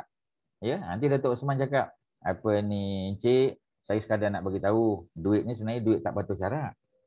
Ya, ni duit haram ni," dia kata. Ya, tapi oleh kerana boleh, you all okay, makan tak apa. Saya tak boleh, dia kata.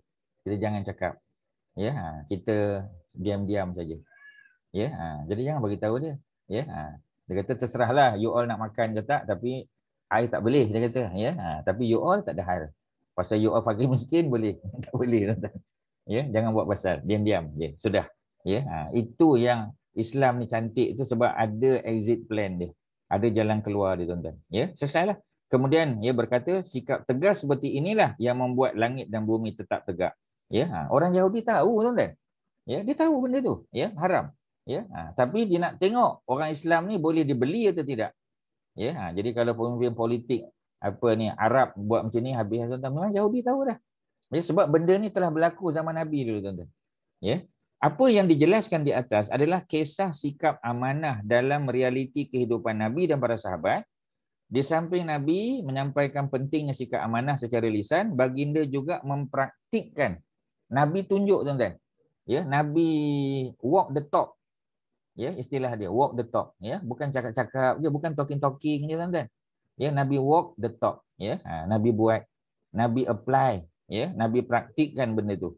Sehingga baginda menjadi teladan utama. Ya, jadi kita kata tuan-tuan, ya, macam dululah, ya, zaman kita kata zaman Tok Guru Nek Aziz jadi menteri besar. Ya, sebab orang takut nak ambil rasuah tuan-tuan. Pasal, ya, menteri besar tak buat benda-benda macam tu tuan-tuan.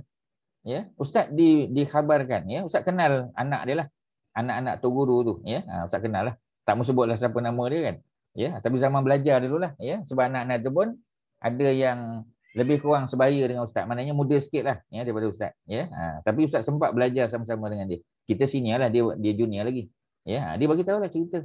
Ya. Dia kata pernah satu ketika ya, ketika nak telefon rumah masa tu belum ada zaman handphone lagi tuan-tuan. Ya. Jadi apa yang berlaku ya? Tok Guru Nik Aziz ya, dia berhenti tepi jalan ya, cari public phone tuan-tuan. Cari public phone nak call, ada hal rumah. Ada hal lah di rumah yang perlu dia bagi tahu. Jadi dia telefon guna public phone tuan-tuan. Patutnya kalau dia singgah di mana-mana pejabat kerajaan boleh je, tapi sebab dia nak urus hal rumah tangga dia. Ya, dan inilah yang dilakukan oleh Umar bin Abdul Aziz. Ni cerita amanah juga. Ustaz tambah tuan-tuan. Cerita Umar bin Abdul Aziz. Umar bin Abdul Aziz ni apa hubungan dengan Saidina Umar tuan-tuan? Haji Ahmad Nazri ingat tak? Umar bin Abdul Aziz kan dia ada hubungan dengan Umar bin Al-Khattab kan? Apa hubungan dia dengan Umar tu? Apa hubungan dia? Cucu kan? Cucu tak berapa tepat. Cuba lagi. Bukan cucu. Ya. Sikit lagi, baiki. Pasti anak saudara. Anak saudara. Itu dah jauh dah sangat. Sangat tu, ya. Sebab dia tak hidup sezaman, ya. Jadi bukan cucu, bawah sikit, cicit. Oh. Dia senang je kan. Kalau dia bukan cucu, maknanya anak, bukan anak. Ya, sebab namanya Umar bin Abdul Aziz. Kalau Abdul Aziz tu bin Umar juga, okey, anak lah. Ya, ataupun cucu, bukan. Ya, dia adalah cicit. Dia cicit Umar bin Al-Khattab. Umar bin Abdul Aziz adalah cicit kepada Umar bin Al-Khattab. Jadi tuan-tuan betulkan, bukan cucu. Ya, banyak ustaz-ustaz pun cakap cucu, bukan tuan-tuan. Ya, kita kena kenal dia punya susu galur tu. Ya, pasal ustaz pun antara apa benda yang kita belajar ialah belajar susu galur dia. Dia punya family tree. Sebab tu kita tahu dia bukan cucu, dia adalah cicit. Ya, dia adalah cicit. Okey? Ya, jadi suatu hari ketika dia pejabat, ya, dia tengah buat kerja pejabat lah, ya, sampai malam tuan-tuan. Ada benda, ya, dia stay back. Jadi anak dia datang nak jumpa bapak dia, ya, sebab anak dia nak jumpa bapaknya di rumah tapi bapaknya tak ada di rumah, masih buat kerja-kerja office lagi. Dia office work dia banyak lagi, ya. Jadi dia pun ya bagi salam, ketuk pintu, bapak dia tengok, oh anak dia. Ya, jadi bapak dia silakan masuk. Dan bapak tu Umar tadi tanya pada anak dia, ya. Umar bin Abdul Aziz tanya. Dia kata ni nak bincang hal kerajaan, hal negara ke nak bincang hal rumah tangga? Kata anak dia hal rumah tangga. Dia padamkan pelita dia tuan-tuan. Ya, maknanya dia ada pelita lain, dia ada lilin lain. Ya, pakai lilin lain tuan-tuan sebab ada lilin yang untuk public, ya, usage, ada yang personal. Sebab anak dia nak cerita hal masalah keluarga. Ya, jadi maknanya oh ni benda ni dibuat oleh apa ni almarhum, ya, tuan guru apa ni Nik Haji Abdul Aziz, ya. Tok Guru Nik Aziz buat tuan-tuan. Ya, nak call rumah, ada hal rumah, call dengan public phone tuan-tuan. Tak singgah mana-mana pejabat apa ni kita kata, ya, pejabat DO ke mana-mana tuan-tuan, tak. Nak tunjuk, ya, kena amanah. Sebab itu, ya, zaman tu tuan-tuan, rasuah, ya, boleh kata rasuah hampir rasuah sifar lah tuan-tuan. Sebab orang bawah nak ambil rasuah pun segan orang atas tak ambil. Tapi bila orang atas ambil, habis semua orang bawah pun ambil sama tuan-tuan. Ini kepimpinan Malik Teladan lah. Ya, tu cerita dia zaman, ya, zaman Tok Guru Nik Aziz dulu. Okey, itu Ustaz tak cerita panjang, sampai situ aje. Okey, balik pada perbincangan kita. Nabi walk the talk. Ya. Tidak hairan jika bangsa Arab memberi sebutan kepada baginda, ya, As-Sadiq, ya, Ustaz dah selalu sebut, jangan kata Al-Amin saja. Al-Amin tu selepas As-Sadiq. As-Sadiq dulu. Ya, lepas As-Sadiq baru Al-Amin. Sebab tu Nabi dipanggil As-Sadiqul Amin. Ya, orang Arab tak panggil Nabi Al-Amin saja. Dia panggil As-Sadiqul Amin. Orang yang bercakap benar lagi amanah. Itu terjemahan dia tuan-tuan. Ya, Kak Nurul, ya. Kak Akmal, siapa dia? As-Sadiqul Amin. Ada dua. Satu As-Sadiq yang berkata benar. Tuan-tuan kena salin yang tu. Satu lagi ialah Al-Amin yang amanah. Ya, macam mana kita nak tahu orang tu amanah? Kerana dia bercakap benar tuan-tuan. Ya, kalau dia telling the truth, maknanya dia tu trusted tuan-tuan. Ya, dia tu trusted. Tapi kalau dia tak bercakap benar, macam mana kita nak percaya? Susah tuan-tuan. Ya, melainkan dia buat helah untuk menyelamatkan diri daripada fitnah, tu lain. Ya, ini memang saja-saja dia, Ya, dia suka menipu, kita kata. Ya, tu memang tak boleh ya. Macam mana kita nak percaya dia ni amanah? Ya. Okey, selesai di situ ya. Jadi musuh-musuh utama baginda pun ya percaya ya kepada baginda. Walaupun kita kata baginda selalu ditolak ya. Kalau Nabi sebut Nabi ni Rasulullah, mereka tolak. Tapi mereka tahu Nabi tak bercakap bohong. Ya, dan Nabi dikenal sebagai Muhammad yang sangat jujur dan boleh dipercayai. Baginda sering memberikan nasihat yang berkaitan dengan masalah amanah. Ya, masalah amanah ya, antaranya ialah hadis yang diriwayatkan oleh Imran bin Husain. Kita baca satu hadis tuan-tuan. Ya, jadi belum baca hadis lagi, kita baca satu hadis. Ya. Apa Nabi sebut? Ni dalam Sahih Bukhari. Ya, yang menarik kitab ni tuan-tuan, dia akan letak, kalau ada dalam Sahih Bukhari dia akan letak. Ya, kalau tak ada baru dia ambil daripada Muslim, Abu Daud, An-Nasa'i, Ibnu Majah, ya. Tapi dia akan utamakan yang ada dalam Sahih Bukhari dulu. Apa cerita dia? Nabi kata khairukum qarni. Ya, maksudnya generasi yang terbaik adalah generasi zaman aku, yang hidup pada zaman aku. Qarni, qarnun tu ialah zaman. Ya, generation. Ya. Kemudian summa, kemudian allazina yalunahum. Kemudian the second generation pula. Maknanya the generation after my generation. Ya, generasi yang Nabi hidup, sahabatlah. Yang terbaik lepas tu yang hidup zaman sahabat pula. Dia tak jumpa Nabi tapi dia hidup zaman sahabat yang kita panggil tabi'in. Tabi'in maknanya companions of the companion. Sahabat Nabi itu in English kita panggil companion of Rasulullah. Companion kan ya. Jadi orang yang tak jumpa Nabi dia panggil companion of the companions. Ya, dan seterusnya lagi lah ya. Tak boleh lagi lah. Companion of the companion of the companion. Atau berapa banyak companion tu kan. Ya. Jadi tak boleh ya. Okey. Jadi hadis ni ya riwayat daripada Imran bin Husain. Tuan-tuan pernah dengar tak nama Imran bin Husain? Ada zaman sekarang ni tuan-tuan, ya, ada someone by the name of Imran bin Husain. Tuan-tuan pernah dengar? Siapa Imran bin Husain tu? Apa ni? Siapa agaknya ya? Tuan-tuan pernah dengar? Apa Haji Hassan pernah dengar Imran Husain? Someone by the name of Imran Husain. Memang zaman sahabat tu ada. Yang ni, yang currently Haji Nazri kenal? Ada. Kenal ya? Dia selalu cakap pasal akhir zaman. Betul. Dia selalu cakap pasal akhir zaman. Dan tahu tak dia duduk kat Malaysia? Ya. Sebab dia tak boleh masuk US. Ya, dulu dia memang duduk kat New York. Ya, dia memang baca khutbah dekat United Nation. Ya, dekat United Nation office tu ada buat solat Jumaat. Ya, jadi dia salah seorang yang baca khutbah hari Jumaat. Dululah, zaman dulu ya. Tapi dia dah tak boleh, dia dah ban dah, tak boleh masuk US dan dia duduk mata-rata lah. Antara tempat yang dia duduk adalah Malaysia. Dia dekat Malaysia. Ya, dia kontroversi lah. Ya, ada banyak kontroversi. Saudi pun dia tak boleh masuk. Saudi tak boleh tuan-tuan. Ya, negara Middle East banyak dia tak boleh masuk. Pasal dia criticize, especially Saudi lah. Ya, benda yang salah dia sebut salah lah kan. Benda yang betul kena kata betul lah. Sheikh Imran Husain. Ya, Haji Nazri tahu tak dia asal dari mana?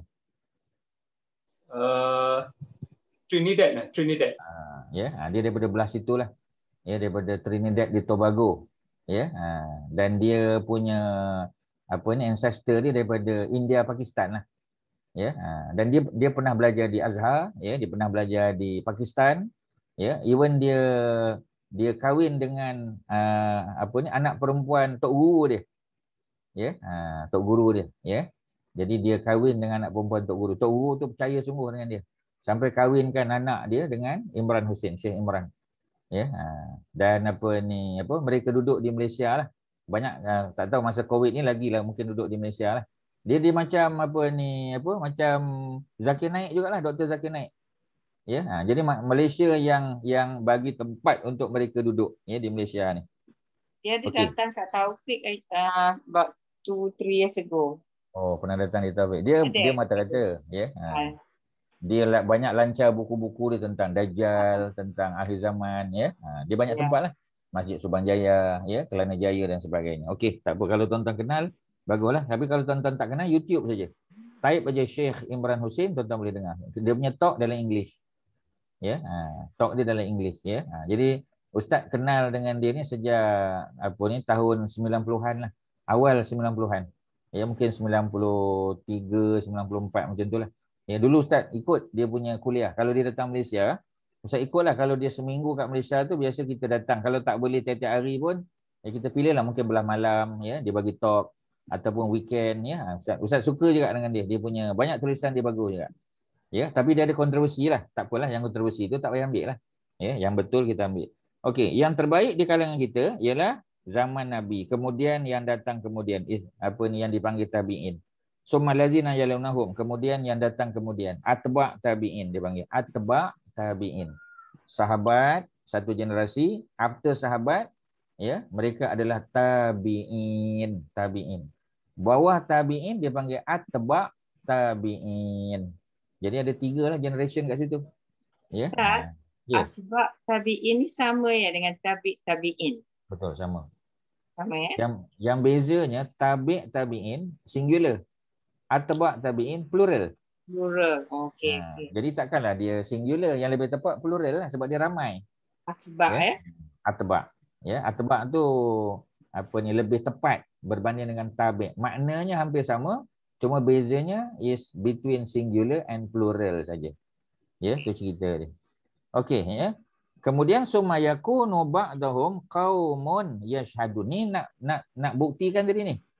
Ya. Jadi Nabi kata yang terbaik sahabat, nombor 2 tabi'in, the second generation, the third generation is called atba' tadi. Atba' tabi'in. Yang datang selepas mereka, ya, maknanya the fourth generation, ya, dan seterusnya kaumun yashhadun. Kaum kita lah. Ya, termasuk kita. Kaum yang suka apa? Ya, yashhadun. Ya. Mereka suka menjadi saksi. Ya, walaupun mereka tak tahu cerita tapi suka nak bercakap, suka nak jadi saksi. Wala yustashhadun. Ya. Mereka suka jadi saksi wala akan tetapi yustashhadun, tak boleh percaya. Kalau mereka cakap tak boleh percaya. Penipu. Ya, dia jadi saksi palsu macam tu. Oh, ni saksi palsu ni berat dalam Islam. Kita tak nampak tapi kita kata nampak. Ya. Apa dia? Ustaz boleh ulang lagi tak tadi? Apa nama dia Ustaz dalam bahasa Arab tu? Kau suka jadi saksi tu? Kaumun yashhadun. Dalam hadis tu. Yashhadun. Ni dalam hadis ni, dalam hadis Bukhari tu muka surat 273 kat sebelah atas. Ni atas. Kaumun. Tak ada kitab. Oh, tak ada buku. Okey. Kaumun yashhadun. Kaumun yashhadun. So kita ni di dalam kategori ni ya Ustaz ya. Generasi yang ni ya. Generasi yang keempat dan seterusnya. Tak sedap lah ya kita ni dah digolongkan dalam kumpulan tu jadi tak best lah. Memang tak best nak buat macam mana. Tapi yang jujur tetap ya. Tapi maknanya dah banyak yang macam tu. Zaman Nabi orang takut nak buat jahat lagi. Zaman selepas tu masih ramai lagi. Zaman kita makin kurang. Ya, makin kurang, ya. Jadi maksudnya zaman dulu, ya zaman Nabi tu semua kaki mengaji. Ya. Lepas tu dah kurang sikit. Ya, zaman kita lagi kurang lah. Ya, sebab tu zaman kita ni orang yang menghidupkan agama ni macam orang yang memegang bara api. Itu dalam hadis digambarkan macam tu. Pasal susah. Bukan senang tu kan. Pukul 10.45, 10.50 masih lagi menghadap kitab. Bukan senang tu. Ya, it's not easy tuan-tuan. Ya. Jadi apa kita panggil ya? Dia punya cabaran tu hebat. Tetapi Allah bagi pahala lebih lah. Pahala kita ya, kerana zaman kita ni orang luar lalai. Jadi kalau kita boleh spend time untuk datang kuliah, oh itu besar pahala tuan-tuan. Berbeza dengan orang dulu. Orang dulu hebat sebab dia duduk zaman Nabi. Ya, dia hidup zaman sahabat. Kita tak dapat. Ya, tapi kalau zaman kita boleh hidup juga ya, walaupun kita duduk di bandar besar, macam ustaz duduk di bandar besar. Dia tengoklah belakang ustaz ni, ya, kat mana ni apa cap? Kat mana cap? Kak Masyitah dah pernah pergi ni. Kat belakang ustaz ni. Ya, ini pemandangan waktu malam. Kat mana tu? Tak nampak lah ustaz, dia tak tahu. Itu kat Hong Kong. Hong Kong, bukan Hong Kong, dekat-dekat dengan, bukanlah dekat, tapi maknanya dah area situ lah. Ya? Macau ke? Macau. Bukan Macau. Kalau ada dekat lagi, Macau, Shenzhen. Bukan, atas lagi. Shanghai. Ini Shanghai tuan-tuan. Ini Shanghai. Pudong area ni, Pudong. Betul. Tower tu. Saya nampak tower belakang ustaz. Ni Mana tudung mana dia, tahu tuan-tuan. ada ban ya? Tak ada, ada tower tu belakang kepala ustaz tu ada tower tu kat Shanghai. Tu dia. Tu Ustaz dah sangat. tutup tadi. Yalah dekat ban tu. Ini pun Ustaz kejap lagi lepas kelas Ustaz nak naik atas tower ni.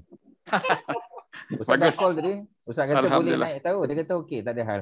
Ustaz habiskan kuliah dulu, kuliah Zoom. Dia kata kan kejap lagi ada Grab ambil Ustaz pergi ke tu lah. Ustaz nak naik atas tu. Ya, nak apa? Ustaz nak sapa kat situ, sapa. Ya. Ustaz, pasal jadi apa kita tak makan dalam lagi. generasi keempat, kaum Munyashadun, ini golongan yang suka menjadi saksi tanpa tahu kebenaran. Macam banyak dalam WhatsApp lah orang hantar je. Ya, betul. Betul lah. Sebab itu kita kena tapis tuan-tuan. Walaupun memang macam-macam dapat, ya. Tapi macam itulah, ya. Kita dapat pahala pula tidak menghantar kepada orang lain. Dapat pahala tuan-tuan bila kita tak hantar sebab kita tahu benda tu tak betul. Ya, bila tak betul tuan-tuan kena delete. Dan kita kena remind orang yang hantar tu, kita kata thank you ya for your good intention.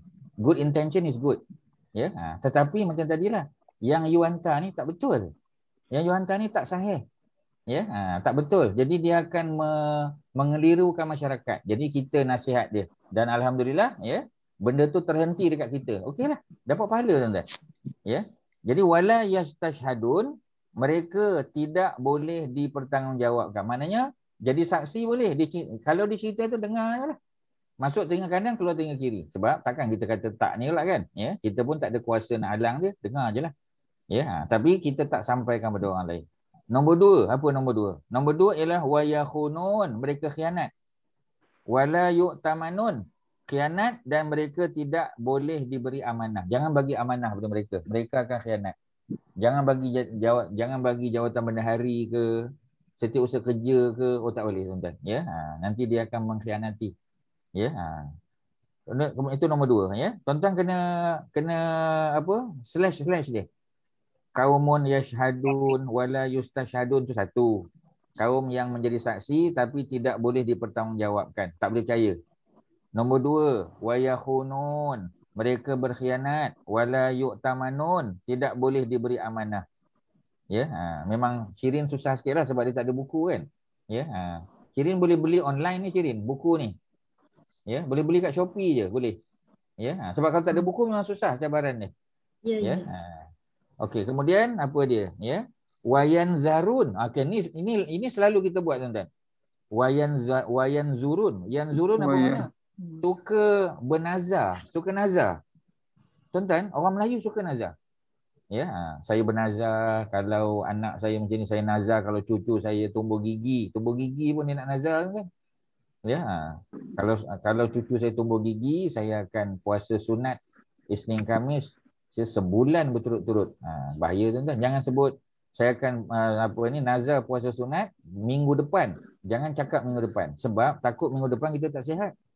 Ya, tak sihat memang tak boleh puasa, kita kena bayar kafarah tuan-tuan.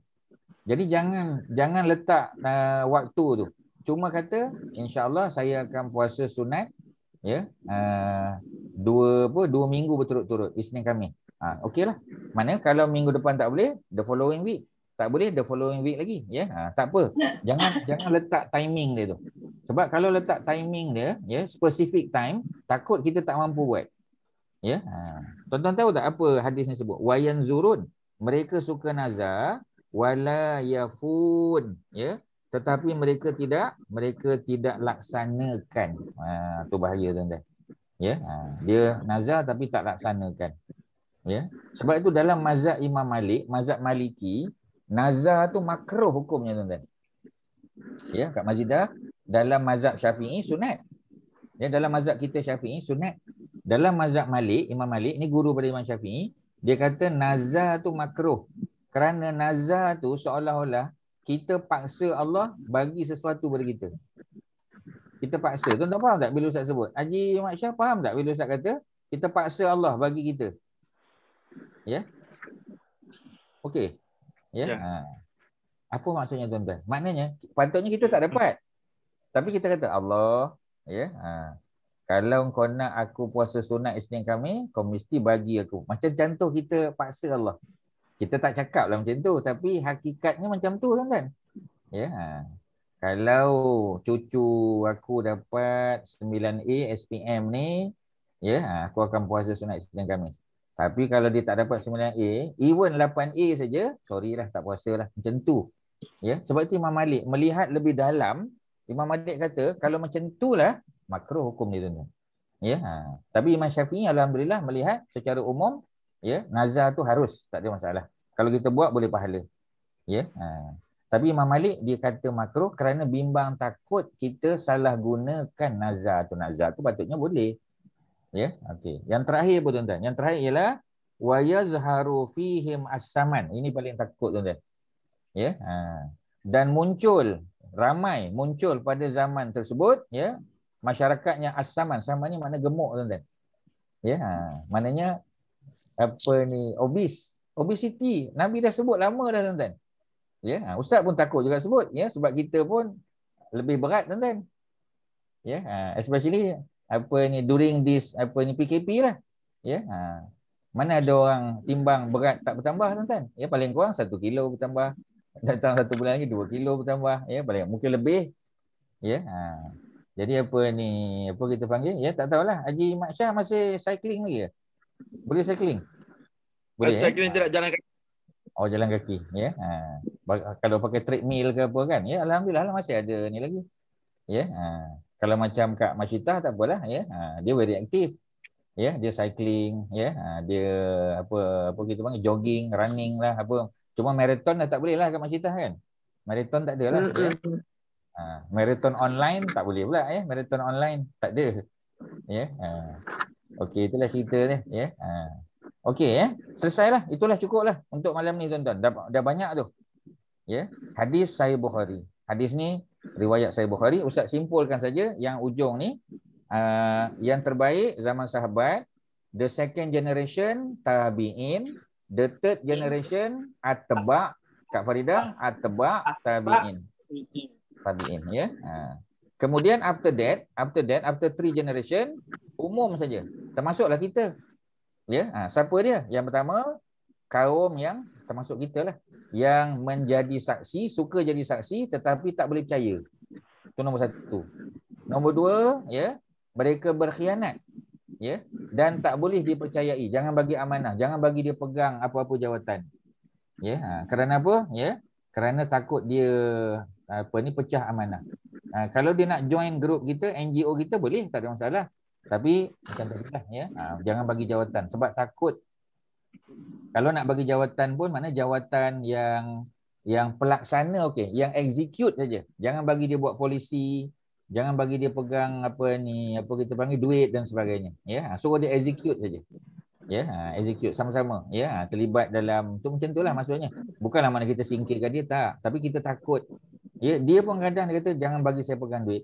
Kalau saya pegang duit nanti takut saya terlajak, dia kata. Ya. Nombor 3, orang yang suka apa? Bernazar. Suka bernazar tetapi dia tidak laksanakan. Nombor 3. Ya, suka nazar. Wayan zurun. Nombor 4, ya, ialah apa ni? Muncul ramai di kalangan zaman tersebut. As-saman. As-saman ni dari segi makna yang, ya, yang kuat makan. Lah. Dalam kurungan kerana berlebihan dalam makan dan minum. Kita lah tuan-tuan. Ustaz kuat makan. Ya, sama juga. Kita kontrol lah. Ya, puasa. Lah, ya, kena banyak puasa. Imagine Ustaz 1400 tahun dulu. Nabi dah cakap tentang obesity. Nah, kalau kita pergi sana sini ramainya orang gemuk. Betul, memang betul. Ya. Kita pun tak berani nak komen panjang sebab kita macam Ustaz pun, tapi kita kontrol lah. Ya, kontrol lah. Memang makan tu sangat kontrol lah kan. Kena ni lah, ya, kena exercise lebih lah, ya. Tapi macam tadilah, ya, dia punya gambaran Nabi tu, ya, sudah berlaku zaman kita. Memang semua 4 sifat ni berlaku tuan-tuan. Ya, tu cerita dia. Okey tuan-tuan, dah pukul 11. Tuan-tuan nak soal ke apa? Ya, sebelum 1-2 soalan sebelum kita tamat, silakan. Ada apa? Assalamualaikum Ustaz. Mazidah sini Ustaz ya. Ya, Kak Mazidah. Ada 2 soalan ya. Ada 2 soalan. Pertama tadi pasal sedekah tadi ya. Sedekah. Selama ni kita katalah bila sedekah orang tu sakit, maknanya lepas dia sedekah, sebab sedekah itulah dia baik daripada penyakit. Mudah-mudahan. Kan? Tetapi tadi saya dengar Ustaz cakap sebenarnya there is one more step sebelum dia sihat. Maknanya Allah, betulkan ni kalau saya silap ya. Maknanya Allah akan ampunkan dosa dia dulu, barulah dia sihat. Macam tu. Ya betul. Bukanlah kata sebab sedekah tu terus dia sihat. Sebenarnya Bukanlah Allah bukan mesti. in case of ada dosa lah. Betul. In case of dosa. Tetapi jika bukan tak ada kaitan dengan dosa, possibility juga sedekah tu terus dia akan sihat. Betul? Is it right? Ya. Dan Allah naikkan darjat. Ada satu lagi. Allah naikkan darjat. Sebab dosa tak ada, Allah naikkan darjat dia supaya dia punya kedudukan lebih tinggi. Dan Allah sembuhkan sakit dia. Kerana dia telah melalui ujian tersebut. Betul. Ya. Okay. Tapi Soalan kedua Ustaz. Sekejap ya. Okey, soalan kedua. Berkaitan dengan tamar yang basah tadi kan? Okey. Saya nak recall balik sebab dulu dah belajar mengenai riba. Adakah duit keuntungan dia menjual barang yang rosak itu riba? Dia bukan Duit riba. riba? Bukan. Dia berdosa tapi dia bukan riba. Dia berdosa. Duit ni bukan riba ya? Sebab dosa dia kerana penipuan. Penipuan. Tak ada kaitan dengan riba terkait di situ ya? Okey, Ustaz. Okey. Okey. Berkaitan dengan jual beli Ustaz, jika seseorang menjual barang yang rosak sama harga dengan harga yang baik, duit itu adalah duit riba, betul? Dia bukan duit riba. Bukan duit riba. Duit penipuan. Masih lagi duit penipuan. Okey. Bukan masuk, dia tak masuk kategori riba. Tidak. Okey, kalau seseorang menjual barang, katanya okey, ini harga cash, ini harga ansuran. Apakah hukum di situ? Adakah Hukumnya harus. Bukan haram ya? Dia tak haram. Harus, bukan haram ya? Betul. Okey, itu saja Ustaz. Terima kasih. Terima kasih. Ya, Ustaz betul kan ya? Apa Ustaz yang Kak Mazira sebut tadi betul. Biasa orang tanya macam tu. Ini terutamanya orang Bangla lah datang kat kampung Ustaz biasa. Ya, dia datang bawa kapet ke apa, ya, dia kata ini kakak, kalau kakak ambil cash, ya, tapi dia pun tak suka kita ambil cash sebab untung dia tak banyak. Ya, kalau kakak ambil cash RM300. Tapi kalau kakak bayar 3 kali, nanti jumlah totalnya jadi RM400. Boleh tak? Jawapannya boleh. Ya, kerana kita bayar secara tangguh. Maksudnya sepatutnya dia dapat RM300, ya, upfront macam tu, ya, terus cash, tetapi dia terpaksa datang 3 kali. Dia datang tu, ya, naik motor daripada duduk dekat dia duduk dekat sana, ya, dia duduk dekat Jinjang sana tuan-tuan. Nak datang Kuang ni jauh, ya. Dengan duit minyak dia, dengan duit apa macam-macam lah, ya. 3 kali pula kena datang tuan-tuan. Boleh tak dia tambah harga? Boleh, tak ada masalah. Dia willing buyer, willing seller. Ya, tetapi dia tak boleh jual dengan harga yang terlalu tinggi. Contoh kalau bayar cash RM300. Kalau bayar tangguh sampai RM3,000, tu tak boleh. Dia bukan riba, tetapi ya dia dianggap ya mengenakan harga yang menindas. Jadi dosa dia kerana penindasan. Ya, bukan semua ni riba. Tapi bukanlah mana dia kata this is not riba. Betul, that is not riba. Tapi dosa tak? Dosa. Pasal dia menindas. Ya. Keterlaluan ya Ustaz. Keterlaluan tak boleh, ya. Apa Kak Maridah tadi macam nak tanya tadi? Ni Ustaz, macam tadi kan kita kata kalau orang sakit, kita tolong sedekahkan untuk dia.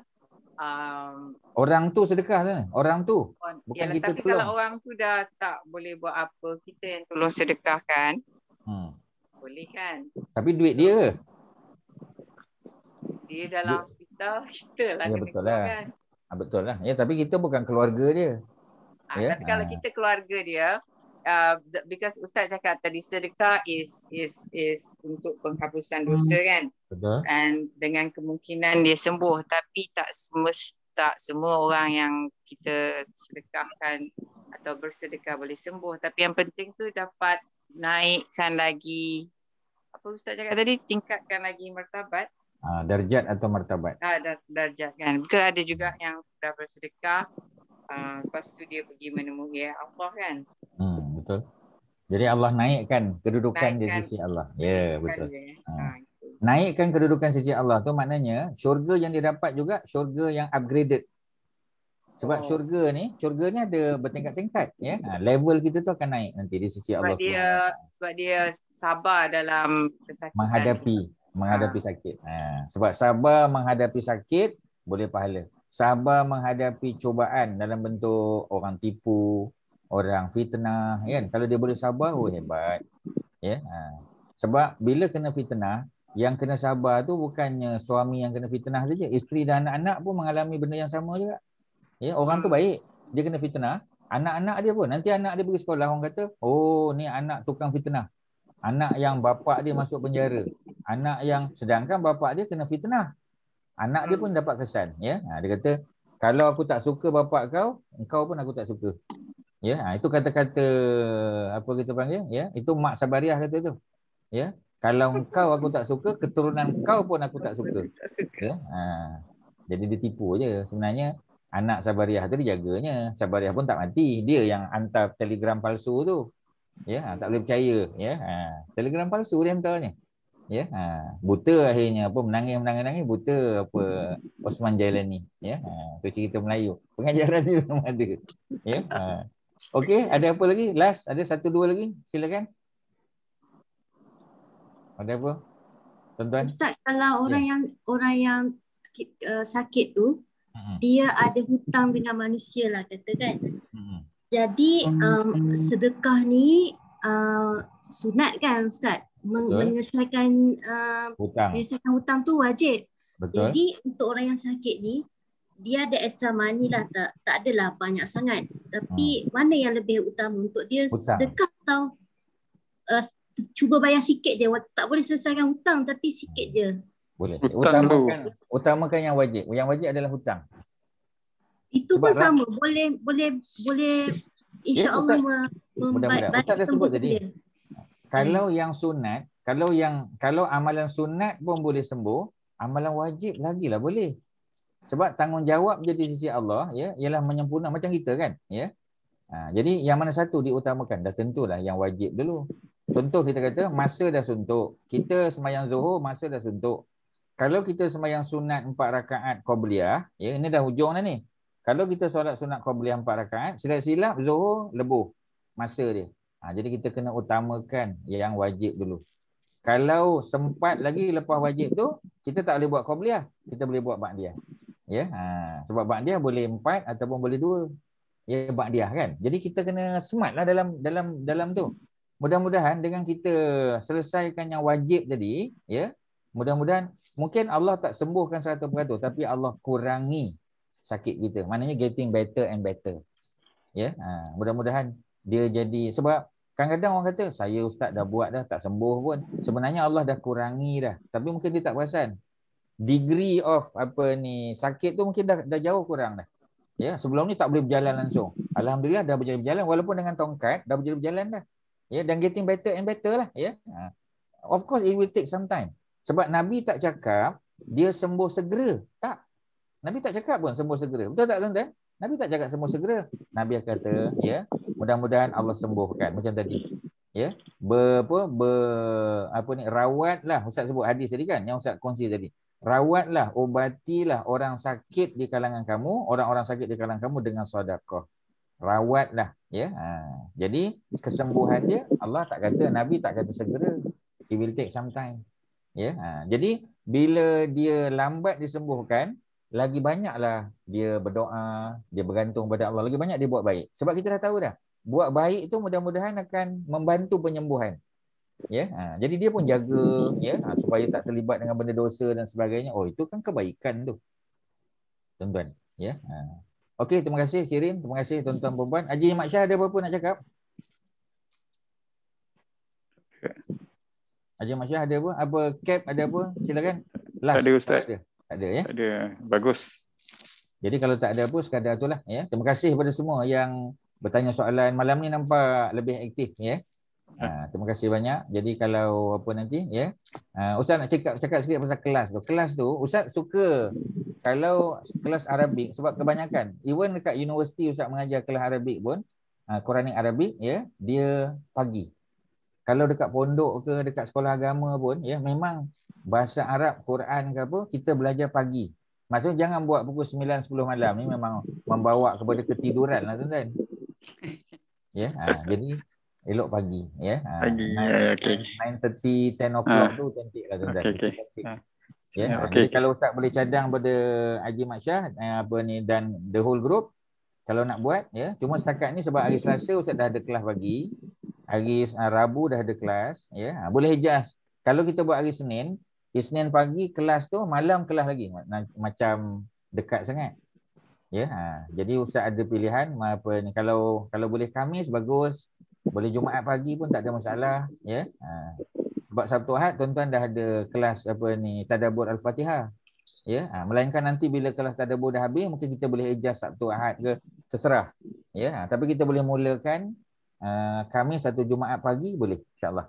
Ya, Ustaz harap tuan-tuan suka pagilah. Sebab pagi tu kita belum ada masalah banyak lagi tuan-tuan. Ya, kita belum ada masalah fresh banyak. Kan, Ustaz? Fresh, betul. Fresh. Ya, dan tak payah buat lama-lama. 1 jam tu pun dah cukup dah tu. 1 jam tu pun dah cantik dah. Ya. Jadi kita Ustaz pergi macam slow-slow kan. Sebab kami ni semua student yang dah syahid banyak kali. Faham ya. Faham Ustaz. Macam nilah. Ya, faham. Ustaz sebab bukan 1 tahun 2 tahun Ustaz mengajar apa ni generasi emas ni ya. Dah lama dah, banyak tahun dah ya. Kalau Ustaz tak sabar pun Ustaz tak duduk tempat ni ya. Sebab tu Ustaz kena banyak ambil angin daripada Santorini lah ya. Ke di Shanghai, Pudong area. Betul. Ya, kalau tak sabar lama tinggal lah Ustaz, lari lama dah. Ya. Jadi sebenarnya Ustaz, saya masih tanya semua jemaah seorang-seorang dan nanti keputusan saya akan umumkan dalam WhatsApp group nanti ya Ustaz. Boleh, tak ada masalah. Ya. Okey, terima kasih sekali lagi. Terima kasih semua Haji Nazri ya. Mudah-mudahan cepat sembuh. Haji Mat Syah, Datuk-datuk, Datin tuan-tuan haji, puan-puan hajah. Kalau ada bahasa ustaz yang mungkin kurang menyedapkan, minta maaf. Ya, tapi sekadar ustaz menjalankan amanah ilmu saja. Kita kena sampaikan. Ya. Okey, sekadar tu. Assalamualaikum warahmatullahi wabarakatuh. Waalaikumsalam warahmatullahi wabarakatuh. Terima kasih Ustaz. Sama-sama. Terima kasih semua. Sama-sama. Terima kasih. Thank you Nazri. Take care. Okay. Thank you Nazri. Take care. Nazri, take care. Okay, Nazri, get well soon Nazri. Okay, insyaAllah. Amin. Terima kasih. Terima kasih semua yang hadir. Masya, thank you. Terima kasih. Assalamualaikum. Assalamualaikum. Haji Jamal. Beb. Okey, Beb. Assalamualaikum. Waalaikumsalam. Assalamualaikum. Terima kasih Jamal. Tuan. Baik. Man. Hai. Syah. Terima kasih. Aku ngantuk malam ni, Beb. Makan lebih. Makan fry banyak-banyak. Apa? Bagilah sikit. Aku memang tak makan. Itu time makan aku lah. Bila Han nak buat breakfast kat rumah Hang ni? Hang bila nak datang cakap je lah. Benda. Bilang ni. Cakap je. Sekarang dah boleh rentas sampadan. Okey. Kita boleh naik basikal. Ha? Petang tadi aku payung. Aku dapatlah dalam 14-15 kilometer. Bagus. Oh, besok aku main dekat ni apa Bukit Kemuning apa ke? Oh, dahsyat. 14 km Okey tu. Boleh lah Nazri. Berapa lama? Tak 52 minit. Oh, lama tu. Bagus stamina. Boleh lagi lah.